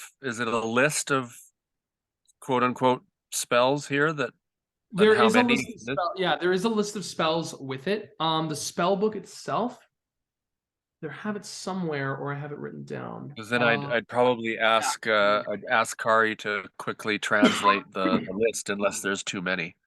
Well, there are spells that she could like teach you and run you through. She's Which like, I'm not asking for now. I just mean, can she give me the titles? oh, like the actual spells themselves? Yeah, I mean, sure. I mean, there's like a basic levels of like identification. There's like being able to like send off magic missiles. There's like a protection spell of some kind, like abjuration based, I think. Oh yeah, no, abjuration. And then there's she flips through a little bit. I think there's one that's like oh, dark vision. Oh, well, that would be handy. Jeez Louise. What? Anything else? I mean, I can look over if we had time. I mean, like it's gonna take time. It's not all clearly seen here. But if we wanted to look at it, we could. All right, fair enough. Well, I am just looking for something that I can use to do some damage. Right. Well, I don't know if we're gonna find it in here. This isn't really. I don't know if it's really for that. You know. If that magic missile one you mentioned is all you've got, then I will happily start there. Sure. I mean, we can study it, but it's like it's not just like it's taking the time to actually understand it and connect to it. You know, it's actually opening yourself up to that. You know, like really getting into it and finding a focus and being able to equip to it. Like, and I don't think your focus is going to really work with it. All right, I understand. Thank you. We will we will keep this for another time. I'm just trying to find a way here. Thank you. As What would you are Go as you ahead. guys are like having this conversation, you hear a moving of the door. The double doors. You hear something creak open slightly. I jump right at it and open the door wider. All right, and we're gonna come and take our break at that moment, and we will see exactly what you find. Awesome. Whoa. Thank you. You're very welcome. Whoa, here we go. Okay, I still can't get over the moment of Wystera asking Kari to read common. Because my first thought was, what if Wystera was illiterate this whole time and just hiding it?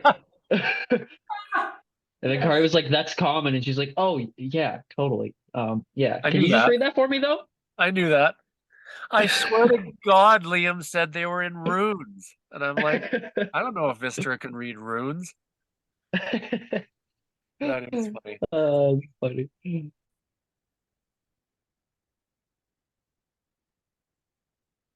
Okay, and we're back. Hello again, everybody. All right. So, order of events here. I'm trying to think. I'm thinking we gotta go to David at this point. We gotta go here, timeline wise. Now, Wystera and Kari, you fling the door open of this double door set, setting up to the door on your right, exposing with a room, and what you see there, bashful, sheepish, but simple and small, is a young girl. You see a young girl with hair kind of brought up in this kind of like high, kind of like, it's not like a ponytail or a top knot, but it's like mixed in a little bit. It's like a little bit to the side, youthful, but certainly a young woman, probably in her 16, maybe pushing like 18 maybe. She's in this kind of like quaint looking dress, respectable garments, very like noble. You would recognize Wystera.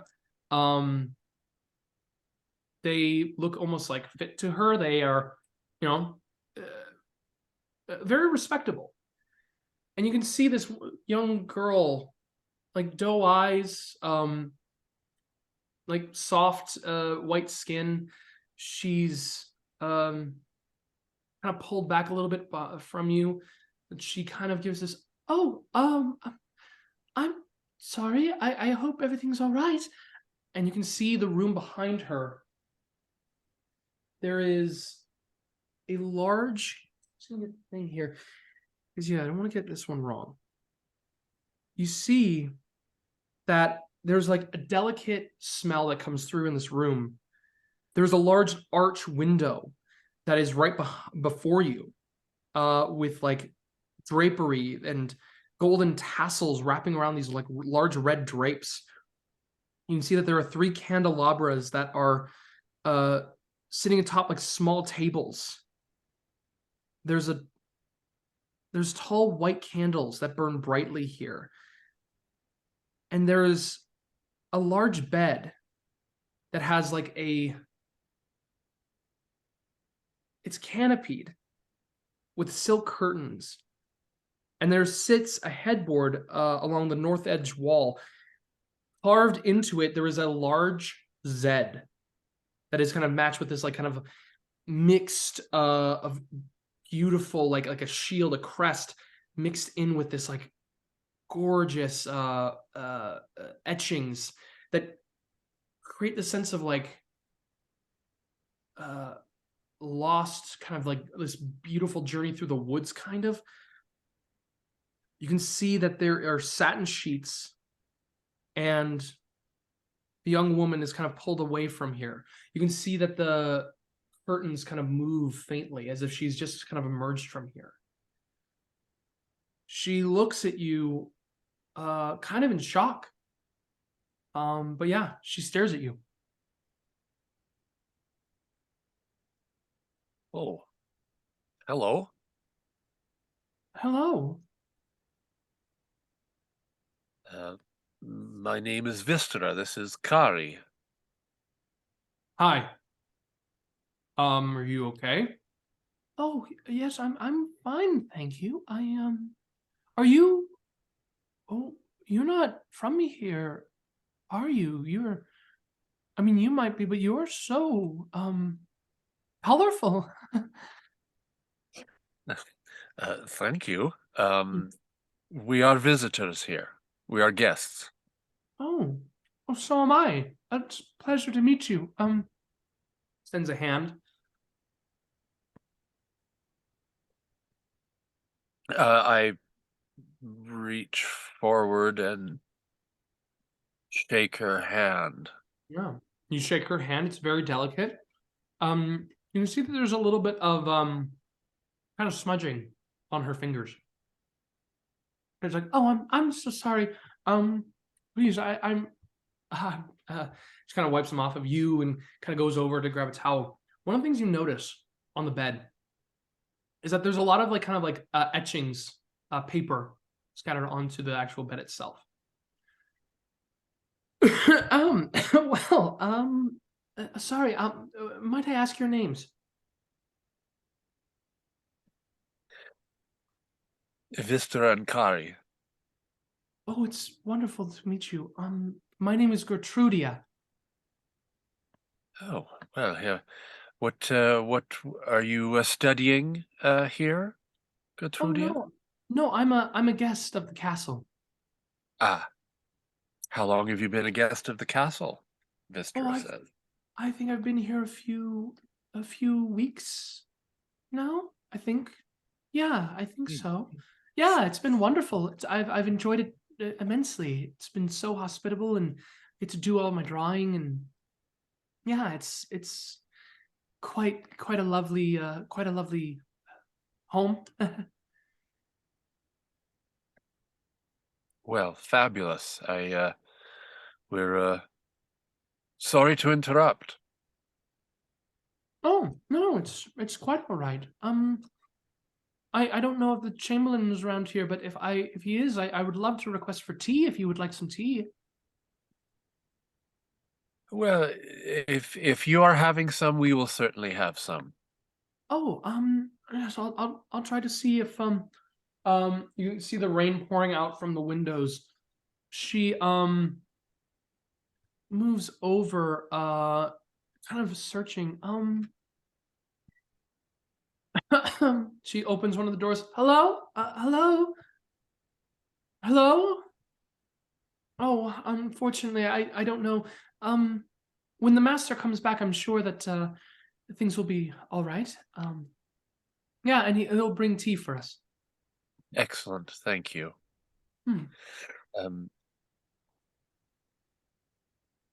Do you what are you studying, Gertruda? Oh, I don't really study anything. I just kind of wait here and sit and do my drawings. Ah, fabulous. Hmm. Where do you live when you're not here? Oh, I live in the village of Barovia. I'm from there. It's not something I like to somewhere I like to live at all, but it's where I'm from. I see, I see. I live with my mother. Ah, who is your mother? Mm, She's a worrier. She's someone who worries all the time, but there's not really anything to worry about. She just I see. whines and stresses all the time. I understand. Mm. Well, Kari, have you found anything in the books? Just to get over here. Excuse me for a moment, please. And again, we're sorry to interrupt. I'll go. We'll keep looking for our books. Yes. And she kind of sits around the study, sits on one of the couches, just longingly. You see Kari is actually right now at the bed, looking at some of the sketches. She's got the curtain drawn over, waiting for you to come and approach. Yep. As you What the- approach, the first thing you see before you ask anything, she just shows you. The sketches you see are all almost the same, from different poses, different angles, all with kind of charcoal drawing.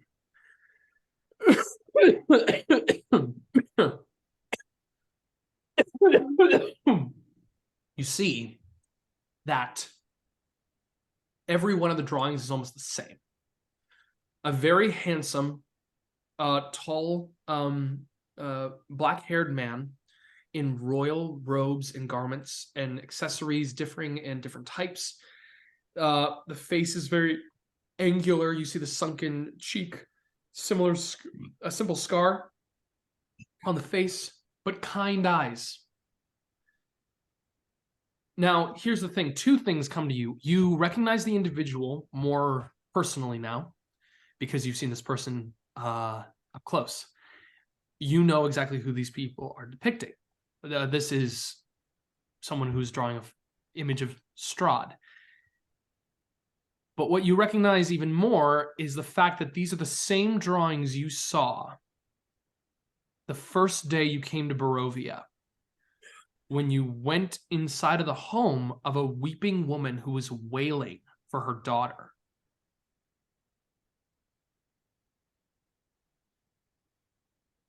That, yes.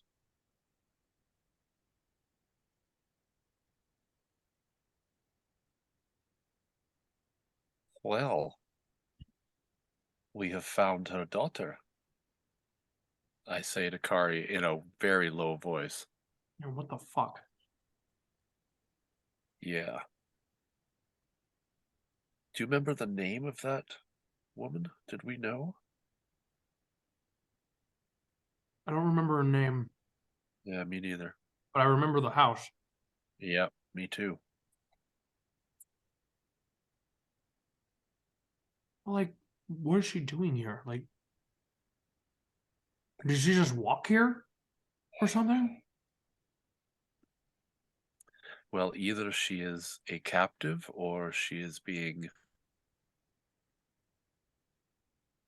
running from her mother. I mean, it just seems like she's just here hanging out. Like, why would she just be in that position? I know. Well, what does make sense in this? You don't think we need to do anything about this, do you? She seems happy. She seems happier that she's not at home, actually. Kari gives you a look. All right, maybe she's not happy.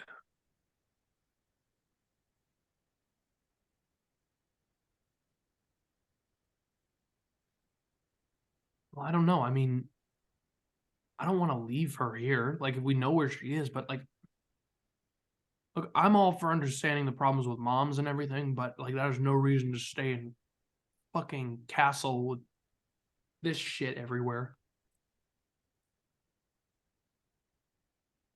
Yeah, fair enough.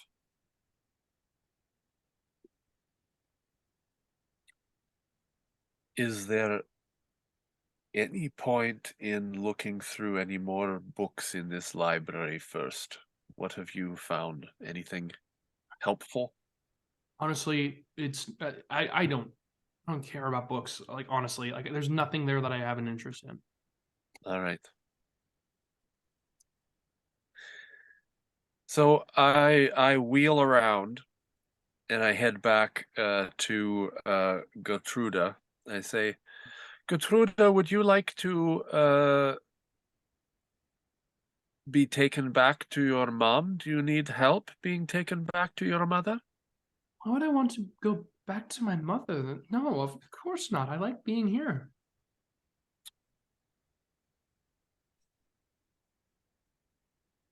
Why do you not, may I ask, why do you not want to be with your mother? She's just so so overbearing, so demanding all the time, like always saying, you can't do this, watch this, lock the doors, make sure you don't go outside at this time of night. Like, and there's nothing wrong, honestly. Like, I don't understand it. She's worrying about nothing. She's been worrying about it for years.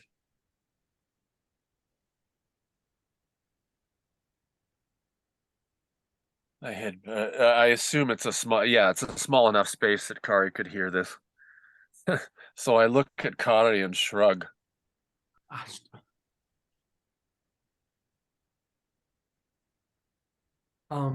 She kind of, Kari kind of comes up to you, is like, look, as far as I understand it,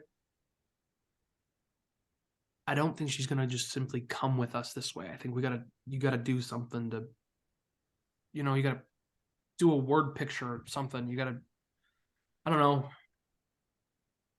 I don't know. You're always talking to other people about like stuff, and you're able to get things done. Like, I mean, why don't you just do something? Why don't you say something, or that's like, Well, children are not my strong point, as you know. All right. All right.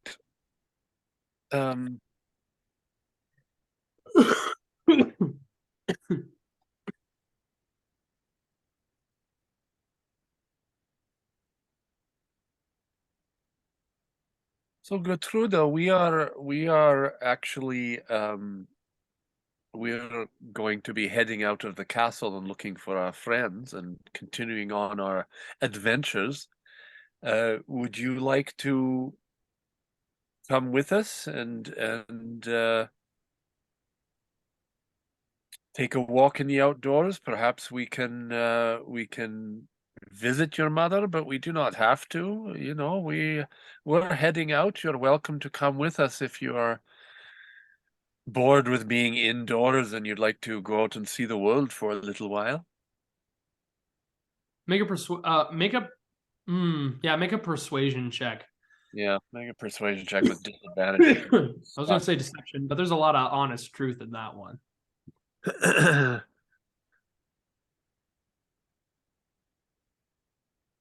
11. She's like, why would I want to go see my mother? No, I travel around, go with a bunch of people I don't know. No, why would I want to do that? Like, that sounds like a silly idea. That sounds like a really silly thing to do. She just kind of walks. Kari just kind of looks at you. Is like, really? That's the best you said you brought up the mom too? Like, you just oh my god. Okay. Gertruda, hey. What do I fucking say? I don't know.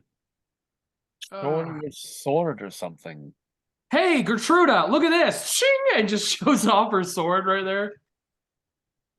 Gertruda goes, ah! And she falls back, like kind of just like off into the side on the bed, like kind of crumbles up. Fucking she. Okay. That didn't work.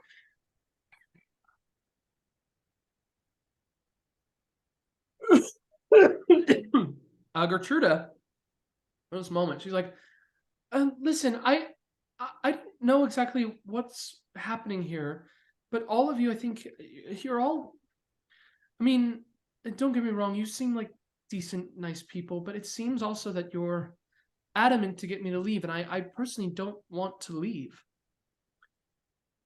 Fair enough. And I look at Kari and said, fair enough.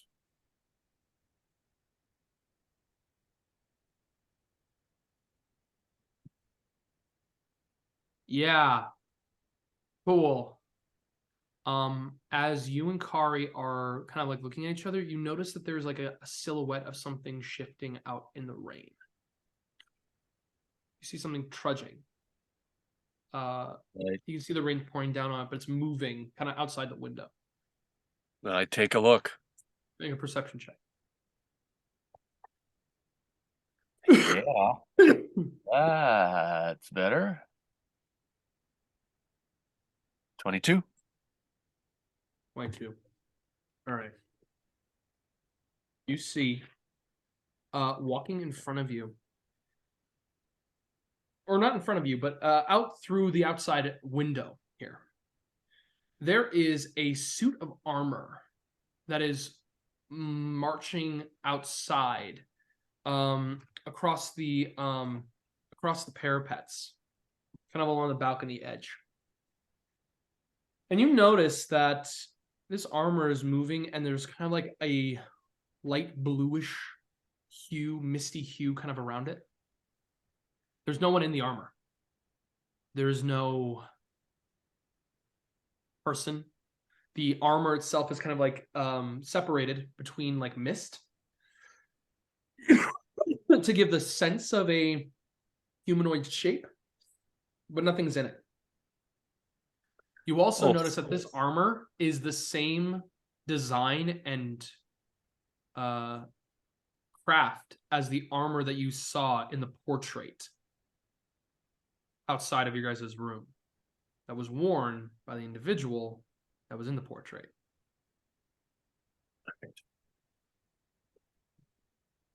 I head back to Kari. I think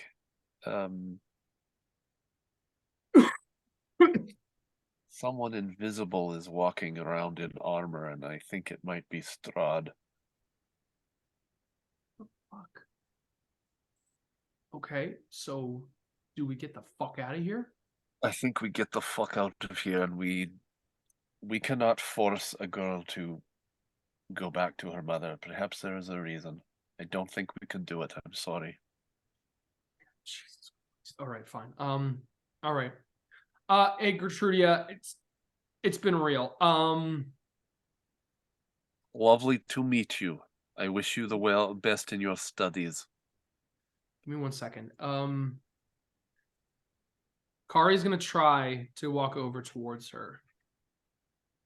Kari walks up towards her, and Gertrudia kind of says, "Oh, thank you so much. It's wonderful to see you." And she immediately kind of backs up as Kari goes into the room. It's like, God damn it! Oh, where's Eren when you fucking need him? And he walks out of the space, or Kari walks out of the space. Goes back in the study and closes the door.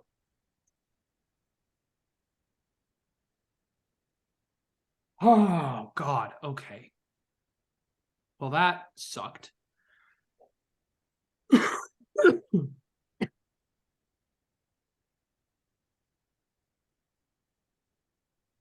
Yeah, and I'm going to leave those 2 books there. I'm not going to take them with me. Okay. I think Wystera looks at them and decides that it's, especially given her upbringing, this is too much fucking work. I'm not doing this. All right. You put them back where you found them. Yep. All right.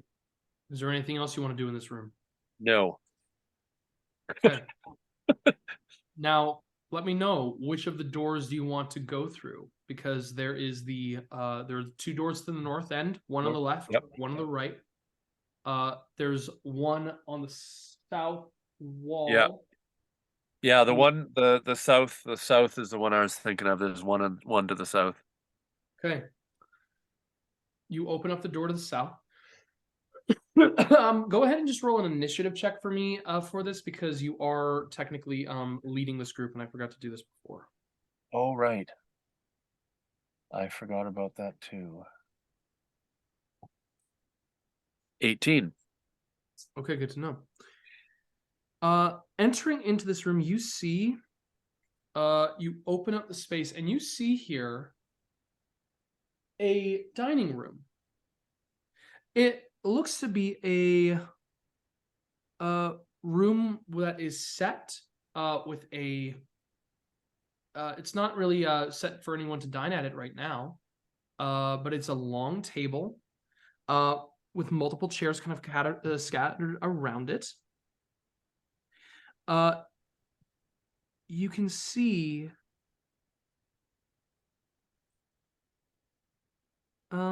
yeah. You can see that there's a chandelier forged of iron that hangs above the table. There's an arched window to the south wall that is draped with a heavy curtain. And you can see that there is a dusty lute that is right by the window. And there's also a tall harp that is off in a far corner. Yeah, near the south end of the wall, there is a harp.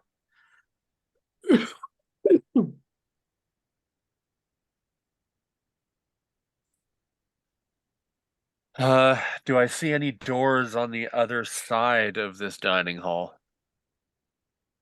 Yes, there is a door to the east, and there's a door to the west. So your left and to your right. Right. I look at Kari and just go in, and then I head to the left and try that door. Okay. You open up that door, and as you open it, you find yourself in kind of a space where you can see that there are these engraved steel stands, and a small, like, kind of little dark hallway. There's as you open up the door, you can see on the door that there's a bunch of details that are carved into the surface. Flanking the doors themselves, there are two alcoves where there are dark, shadowy looking kind of figures that stand in the alcoves themselves. And they kind of like stand in these, what are they called? They look like they're in these like, they're deep in the alcoves that they look like these like humanoid type shapes. Passively, you can see that there's like shifting in them. And it's not coming from the simple torchlight that Twitch holds. There's some shifting moving on these figures. Oh, I don't like that. I close the door. Close the door right there. Okay. Yeah, there was some figures in there that were suspicious. I don't think that's a way we should go. Okay. I'll head to the opposite side. Sure. You go into the opposite side of the room. You open up this room and you see there are red satin curtains that hang in archways that are on both ends. There's on the south wall here. Between them, what you see is that there is a giant iron bathtub in the center of this room. And you can see from this distance, do you want to enter deeper into the room? Yeah, that looks okay so far, sure. Okay. You say, okay, this looks better. You walk in, and you can see that there's a set of double doors to your right. And as you walk closer to the bathtub, you can see that the bathtub itself is full of blood. Oh, for fuck's sakes. Better. Yeah, it looks a lot better. That looks a lot fucking better. Every room is exciting and new. Don't say it. Okay.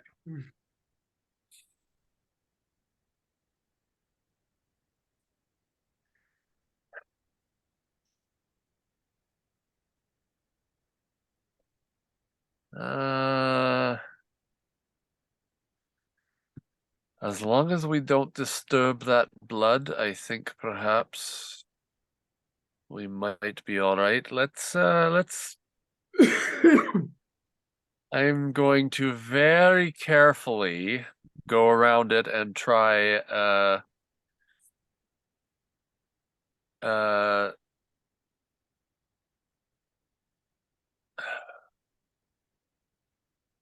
you said 2 doors or just one double door? There's one set of double doors behind you. I need you to make a stealth check, by the way. Okay, fair enough. Come on, baby. Yep. Not bad. What do I have for stealth? I'll take it. 15. All right. You slowly ease your way around the bathtub, seeing its stillness. hoping that nothing comes out, and you slowly back up to the back of the double doors. You turn around. You open them.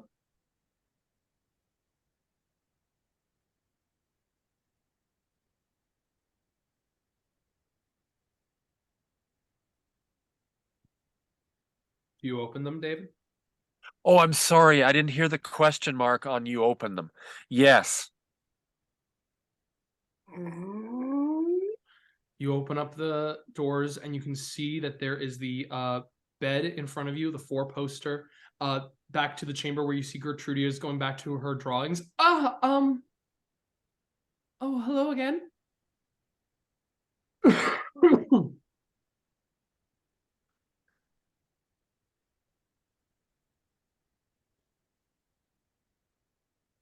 Oh, hello. Apologies, we were trying to find our way out. Would you perhaps know the way out? Because apparently we have just gone in a circle. I don't want to be rude, but I don't appreciate you trying to help get me to leave this place. I really don't. I'm not trying to get you to leave this place. We are lost. You don't have to raise your voice at me.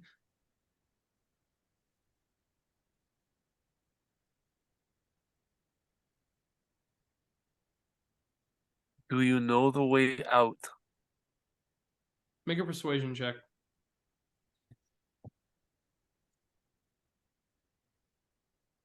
16 plus 6, 22. 22. All right. If you are to go, she doesn't really tell you. If you go back that way, there's a door, I think. Yeah, there's a door that will take you down a flight of stairs.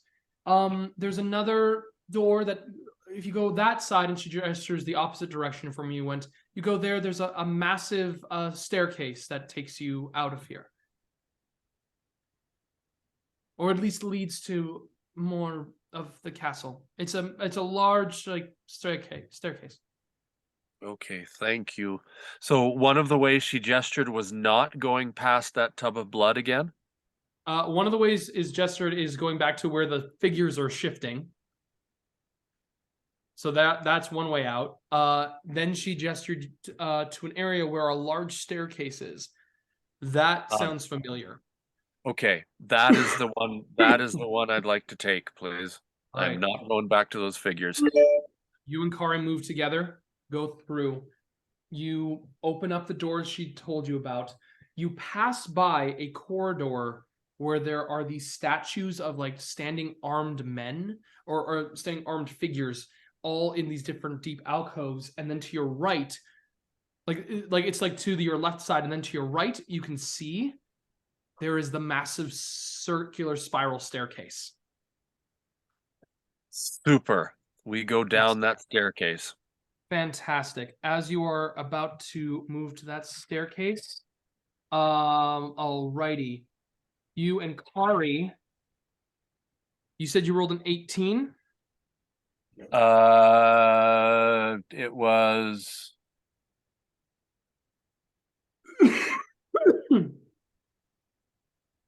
no, my last was a 16 plus 6 for 22.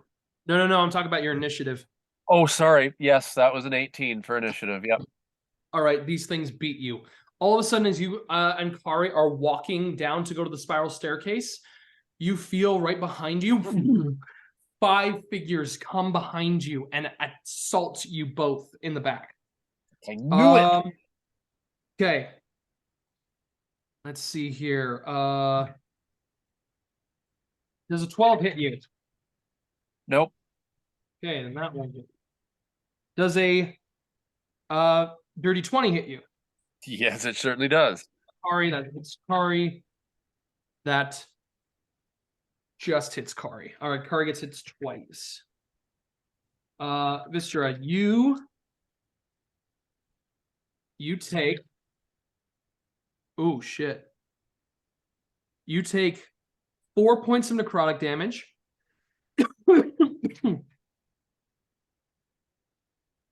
And your strength is reduced by 2.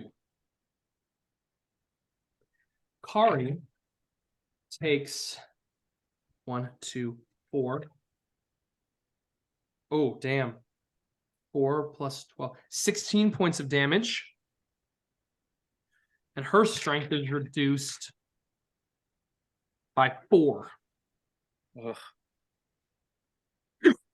You see here 5 shadows. Creatures that you guys had, I believe, seen before when you guys were at the Death House. Now you, Twitch, Kari, and I believe the Nephites are with you at this moment. I believe so. Or did they not follow? I'm trying to remember. I think They were supposed to follow. Okay. Here's what I'm gonna do.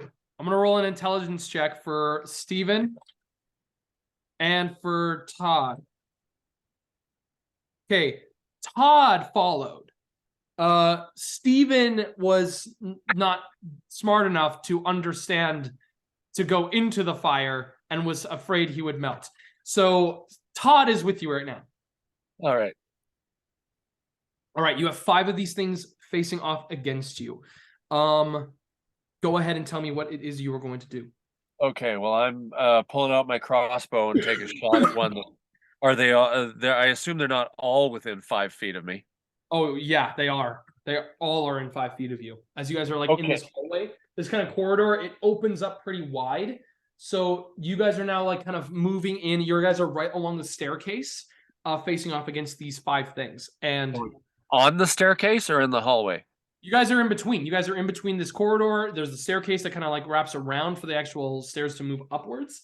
And you are on the stairs themselves. There's kind of like that mix of the terrain. Okay, well, I do a tuck and roll away from them. Get myself 10 feet away so I can take a crossbow shot at the closest one. Well, if you're going to be trying to take a tuck and roll, you're going to take attacks of opportunity against you. Fine. Okay. Does a 12 hit? It does now. A 12 hits? Yeah, because I took two damage to my No. armor. It's not dexterity. It's strength. Oh, not my armor class. Yeah, no. It has nothing to do with that. It's your strength. Oh, okay. No, it doesn't hit me. Okay. The other one is a dirty 20. Yep. You take 9 points of necrotic damage, and your strength is reduced by 4. What is your strength score at, please, Wystera? -6. What is it at right now? -6? It's below. It's -6. Well, I start with 0. You started with 0 strength. No. Not your modifier, your score. Oh, 10. Okay. So it's at 4 now. Yep. Okay, good to know. You feel like as you try to drift away, these creatures are like sucking out your vitality, and you feel yourself starting to slowly wither and sink. You start to feel really weak at this. Go ahead and make your attacks. Right. Or make your attack. Yep. Yeah, you're thinking of somebody else. Yes, I am.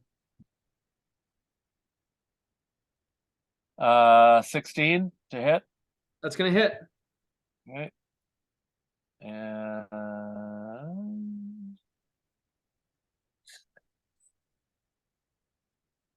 come on, baby. Oh yeah. 7 damage. 12? Or 7? Sorry? You 7. said 7? Okay, I great. said 7. Best I can do. Makes contact with this creature, and its force kind of like its life force kind of wavers a bit, but it's still pretty resilient against that strike. That's everything you're gonna do. Yep. Todd is gonna make his attack. Todd misses completely wide. Twitch is gonna make an attack. Twitch misses as Twitch has to go through. Kari is going. What is Kari going to do? Kari's got quite a few things that Kari can do. All right. Kari has 2 attacks. So with one of her attacks, she's going to strike out against one of the creatures. That's a natural 20. Kari is going to put immediately put one of her divine smites into this because she saw that your arrow went through. She's going to go and crit on this. So she gets, I believe it is. How much is a divine smite? God damn. I think it's like, there we go. It's 2d8 plus 1. So she gets to roll 6d8. That's 2 8s, a 7. And another 8. And so that's 24, 31 plus 6, 37 plus 5. That's 42 points of damage on one of these things. And red mist explodes against one of these creatures. She's going to make another attack. That's a natural 18. She's not going to, what is it called? She's going to just simply roll another divine smite, though, because she knows that these things are fucking bad. Having that, that's 13. Yeah. And then another one scatters as she strikes it off with her other sword. She then is going to cast, without going for her, she doesn't want to burn this off. She's going to cast at a second level. All of a sudden, right behind one of these creatures, a large mace takes hold into the air made out of red mist extending from Kari. Her spiritual weapon is going to make an attack.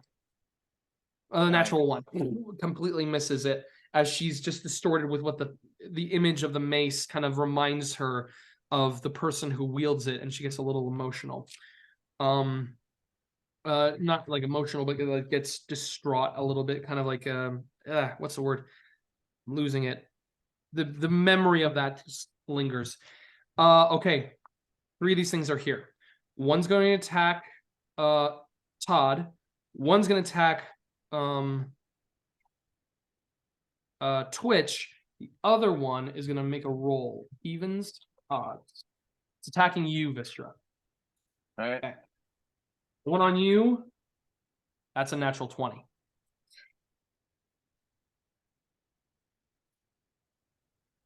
Four, 9, 11. Okay. 16. You take 18 points of necrotic damage.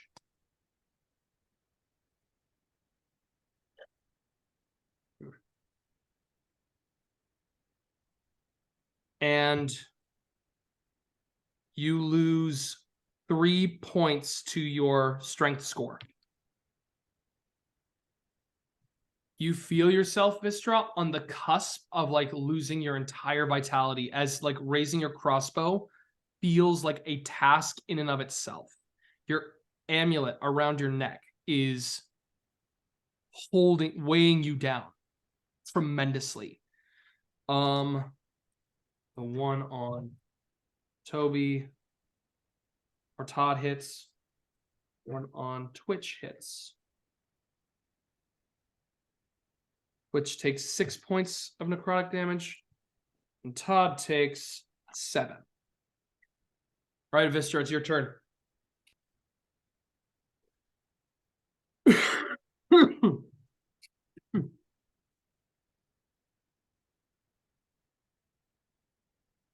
So I don't have my Infernal Legacy, although I have Thaumaturgy, I don't have Hellish Rebuke.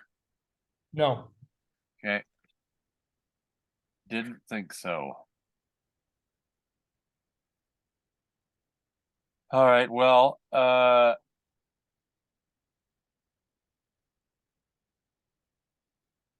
would like to at least attempt from the ground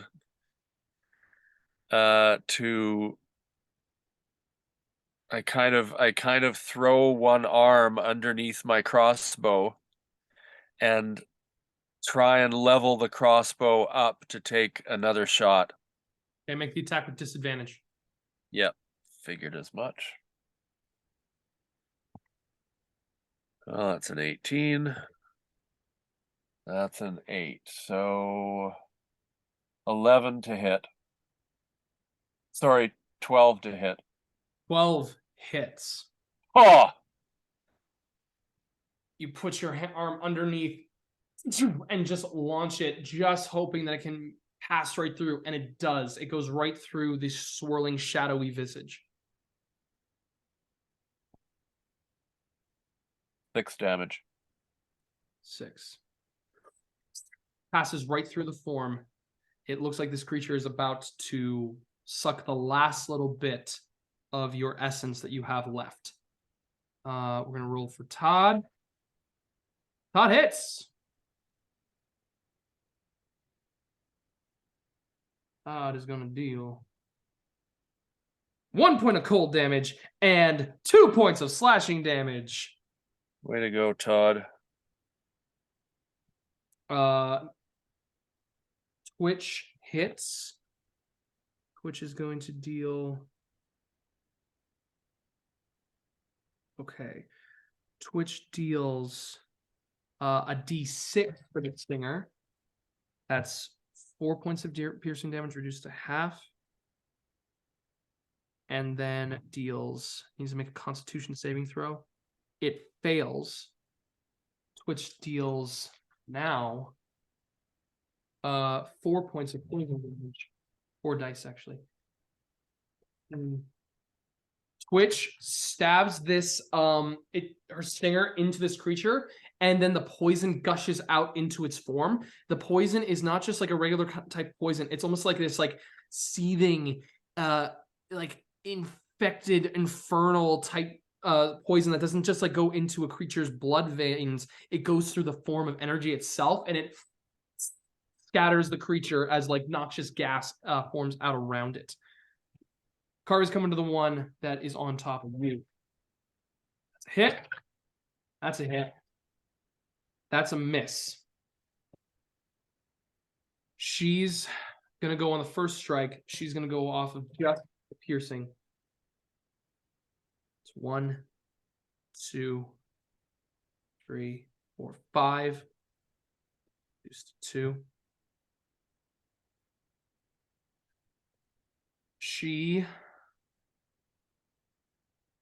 But she has her spiritual weapon. He's going to go off of it then. That's 3, 4, 5, 6, 7. Half, it's 3. Spiritual weapon she brings over to attack. That's a natural 12. That's going to hit. And I believe spiritual weapon is a D8 plus her spell casting, which is 2. That's a 9. The mace comes down and scatters this creature's right across its face, causing it to scatter. This creature is going to simply attack Todd. That is going to hit Todd. Okay. Todd's form is absorbed here. Now, here's the thing. I gotta roll fight for Todd. Todd's form begins to shatter and change a bit. In this final moment, Kari picks you up. He's like, come on, get out of here. Todd makes his last strike. Let's see if he's able to kill this thing. No, but he does pretty good. This thing is currently fighting against Todd. 12, and then 3, it's 9. As this thing fights, Kari's sending the spiritual weapon over. Spiritual weapon attacks it once. It's going to attack Todd. And it hits Todd. And Todd gets destroyed. Now, I need to ask, Kari's grabbing you, Wystera. Now, I got to ask, which direction do you want to go? Do you want to go up the stairs or down? Down. Okay. You begin to go down the stairs. Todd explodes. And as Todd explodes, he's going to unleash a death burst. Creature needs to make a dexterity saving throw, which it makes. So I believe it takes half damage. Yeah. Ooh, good job, Todd. Oh, This creature is still alive at this moment. but it turns the corner. Kari's going to make one last strike with the spiritual weapon, which hits. And just as it's coming around the corner, as you guys are both rushing down the stairs, it begins to come over to suck the last little bit of life force inside of you, and the mace hurls down and scatters it outwards. You guys begin to rush down the stairs. I'm going to ask you quickly, Wystera, where are you trying to head? Away.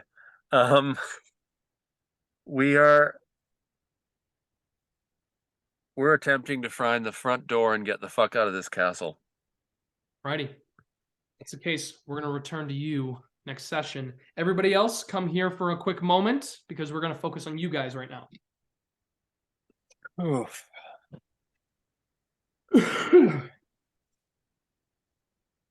Padon. Now, all of you journeying across the roads for Barovia, making your way back to the village. I want anyone here to make a perception check. I will. Like No. we can all make perception checks, kind of thing. Yes. Natural fucking 20 Oh, for a total of 21 because of my -3. Out of 8. The stress ball has rolled 2 natural 20s tonight. I would like you to know. that's a loaded die. I'm having technical difficulties. Oh, yeah? Yeah. I can hear you. Yeah, we can hear you. Yeah, We can it's hear not you like and that. see you. It's with all my stuff. Hello. I have a time limit on and it won't go away, which usually I can click go away and then it's fine. And it goes away. Yeah, but it's not going away. What's your wisdom score, Kylah? Do you know your wisdom score off the top of your head? +3. And you are proficient in perception, yes? Yes. Okay, so you have a +6 to this. So 12. Okay. Walking across Barovia, staring and trying to find trying to go across the valley. You pass by the large towers, the large gateway that opens up into the rest of the valley that allows you to get to Barovia. Something you notice, especially you, Eren. There's muddy road that you're walking across, but there's no rain. The rain itself only seems to be looming over Castle Ravenloft, and only Castle Ravenloft right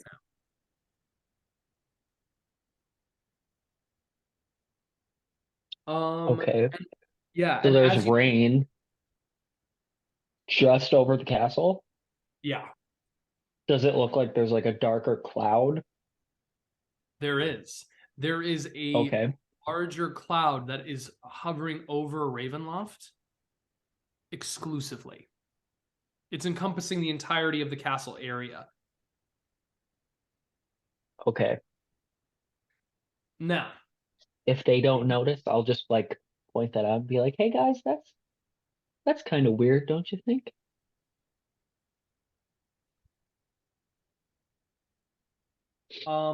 one of the other things I'm going to say, as you guys are walking across through, all of you notice this. You guys get to the bridge. And as you get to the bridge that has the waterfall pouring down below, you walk and you notice walking alone. Coming across to the bridge, you can see an older gentleman in kind of very fine, vibrant clothes. Got a little bit of a faint pointed beard, like sideburns off to the side. With him is a mule, with a couple of kind of nice saddlebags on the side. You recognize this individual when you see them as Stanimir, the older Vistani that you guys had met earlier. on before you had entered into Barovia, the one who told you the story of the soldier through the fire.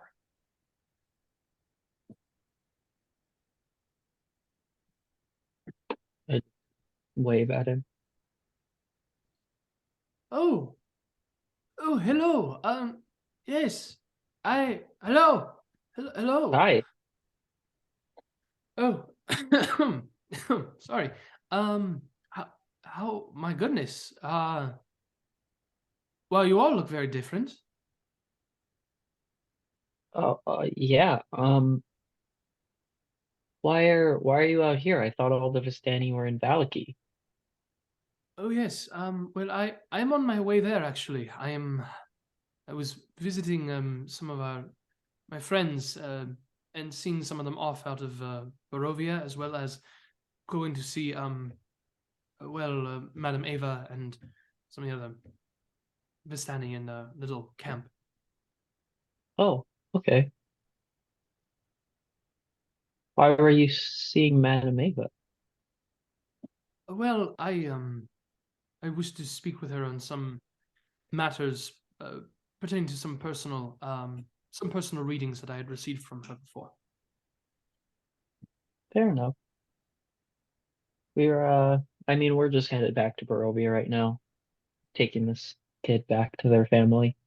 Oh, hello. He looks Kid. at the just looks at them and says, "Hello, little one. Would you care for anything? Some nice little entertainment? Would you care for like a actually?" And goes into this little trinket they have, where it's like this little clockwork thing that they kind of spin up. It's like this kind of like looking like it looks like a seashell that they spin, and as they turn the crank, it just kind of like spins and turns until it opens up and shows like this little dancing like kind of oyster. They pass it to the child. Child looks a little weirded out by it, but is like, "Thank you." "Oh, of course. Might I join all of you on your travels to Barovia, if that's all right?" Um, it's okay with me, but and I look at Squally and Sly. Don't see why not. Blood nods assuredly. Stanimir says, "Thank you very much," and begins to walk with you all on. Can I just insight him really quick to see if he's like Absolutely. Go ahead and make an insight he's check. being a weirdo, or if he genuinely just wants to come with us? Bad vibes.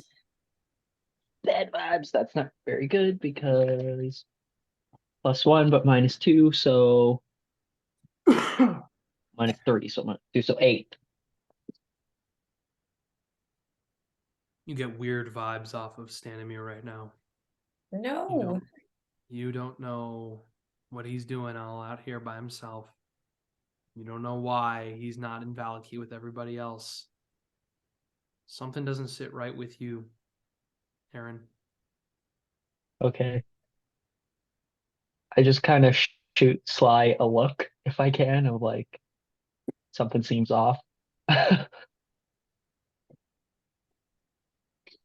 Sly like looks at you and like gives that nod of he agrees, like this isn't right. Oh, well, all right. I guess we better go here. All right. Well, I Can- must. Can Squally Yeah. have been holding the child's hand this whole time? For sure, yeah. You're holding the child's hand, walking with them. The other hand holding the the new clockwork toy thing. You're kind of like, "Can I look at your pinwheel again? This is a very weird thing." Yeah, and I give him the pinwheel. Yeah. Sorry. She takes it and tries to blows on it. You know, this kind of reminds me of those um uh, there's a story my friends talked about of the windmill that I was going to. Oh. This is the kid? Yeah, this is the kid talking about the windmill that they were heading up to that was at the top of the hill. Tell me more about the story. Well, it's just a idea that if you're too happy and if you cry too much or you yell a lot, you better watch out because you'll go up to the old bone grinder. A terrifying story to tell children. What do you mean by bone grinder? Well, they say that it's part of this old story is like the idea of the idea that your bones will be ground to make bread, but it was very scary. So we tried not to smile or laugh and cry. It came very easy to some kids, but I was very emotional. I scream and I cry, and I like to laugh. I don't do it a lot. Well, I don't particularly see any problem in showing emotion. I think it shows strength.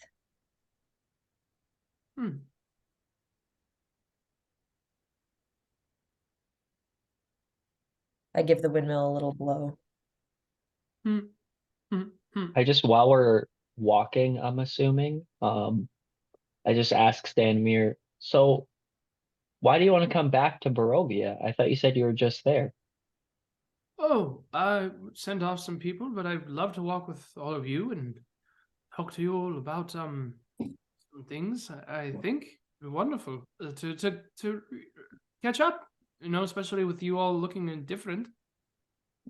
Oh, I mean, sure. I just assumed you'd want to get back to the rest of the Stani and Valaki, but if you don't feel like you're being held up, that's totally okay. Oh, wonderful. Thank you. I look forward to it. Stanimir walks with you all to Barovia. I will let you all know that when you arrive, nothing happens to you all on the way.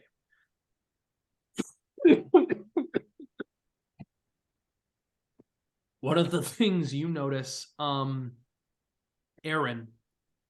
is as you pass by at one point, you see far behind you a faint light, almost like firelight.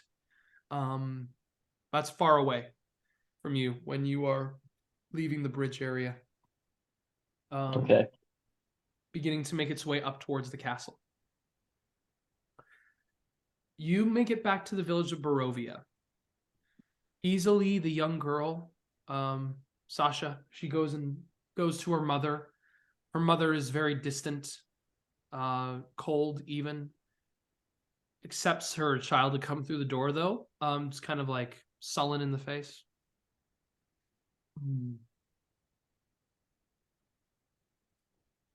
Acknowledges all of you.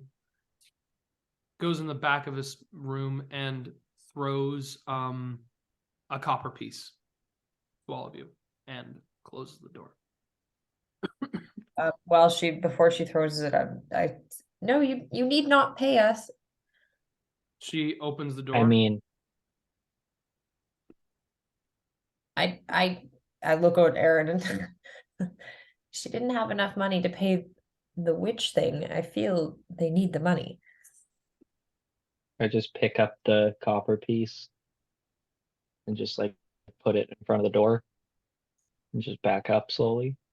Takes the coin and closes. That doesn't seem right. No, it really doesn't. Did you leave? I mean, I don't know. Or did they give it? Did you take it back?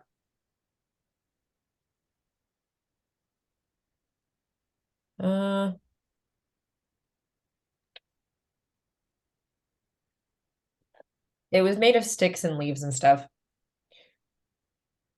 I feel like I could make another one.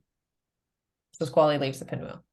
The last thing you see before the door closes is the little girl happily blowing on the pinwheel, giving you a smile as the door closes. I don't like that. I feel like a mother would be happy if they got their child back. Me as well. Sometimes it's hard for some people to express emotion in this place.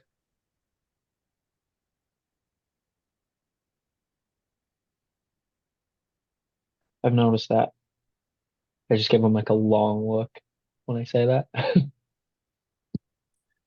Well, I must say that the old bone grinder, that child is speaking of something that is well known to people. Actually, that Is that like a that's folk's tale, or like is that a real sorts. thing?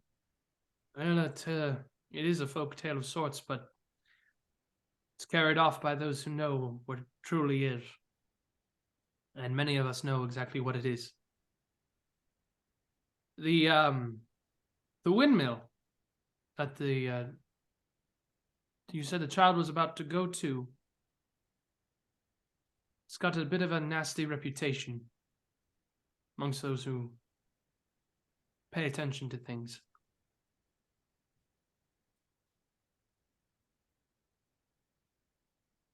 Can you elaborate?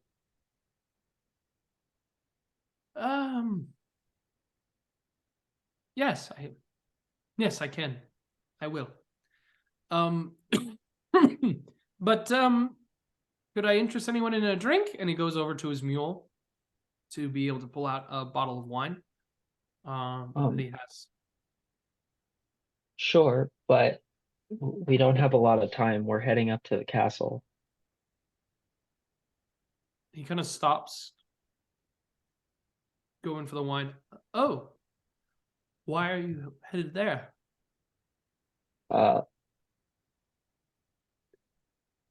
Really, really, really hard to explain. Oh. But Oh. we were already there and we kind of left some people behind and we got to go back and get them. Oh, all right. More of an accident left them behind. I understand. I understand. Very well. Yes, we can talk along the way if we'd like. You want to the castle? Oh, I could come with you. Yes. Didn't you say you needed to be on your way? I feel like it's dangerous. You should not come to the castle. We can handle ourselves, but I'm sure you can, but I would like to insist if it's all right. I'm not pressuring you. I'd very much just like to come with you all.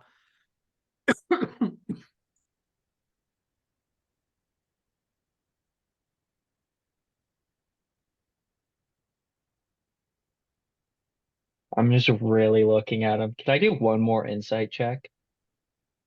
I'm gonna say you guys can make an insight check, all of you. Okay. Why the fuck would he want to do that? 9. Dirty 1. 10. Okay. I know exactly what he's thinking. Eren, I'll get to you last. Sly, you get a sense that he is really interested to know more about what has happened with you guys. There's part of you that doesn't really understand what his nuance of it, but it seems like he's genuinely interested in getting to see how you all have been. Squally, Stanimir is a pretty nice person and has been pretty nice since you've always met them, with their son Ratka and their daughter Damia. There's no reason to really suspect anything bad. Eren, something comes upon your mind. Something begins to pour over you. A voice says, "Why, oh why, does this old man want so desperately to find out what's happening with you? Just a little bit intrusive, don't you think?" Yeah, something seems weird. Yes, there's a lot of weird things going on here. Maybe one less weird thing wouldn't be such a bad thing. Don't you agree?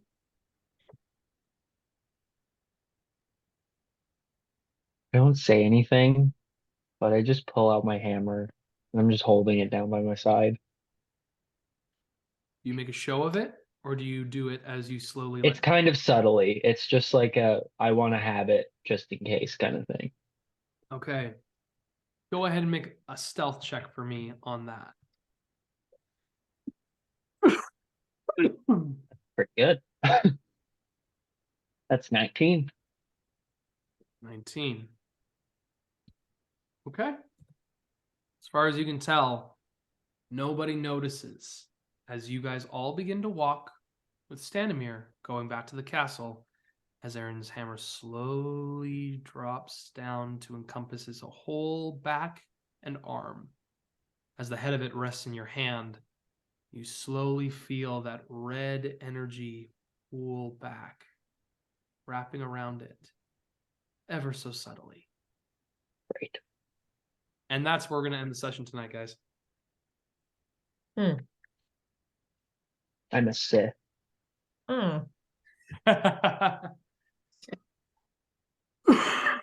Wow. Oh. Way to Yes. go, Liam, hacking your way through that. Yeah, Hey, thank you guys. I appreciate you all being able to deal with that. It's not fun to listen to that on the microphone. That's fine. we're fine with it. I just hope you get better soon. Yeah, me too. I also hope you get better soon. Thank you. Noah, do you hope I get better soon, man? I concur. Yeah, I'll give no advantage on that roll and say yes. Oh, Rolls a nat 1. Oh, twice. Twice. Oh. I'll Well, well, I mean, thank you to you guys for that, and also thanks to everybody else listening to this, especially listening to the hacking and stuff. I mean, yeah, it's fun. But honestly, this was a really fun session. You guys did a great job. There was a lot of like little things, a lot of going through, a lot of nitty gritty things today. So it was really fun to have that. But yeah, I hope you guys have a wonderful like going into the new week. We'll see you guys again all in like 2 weeks here. And to everybody else, remember to enjoy your demons, guys. And yeah, look forward to seeing you next time. And that's where I pause this.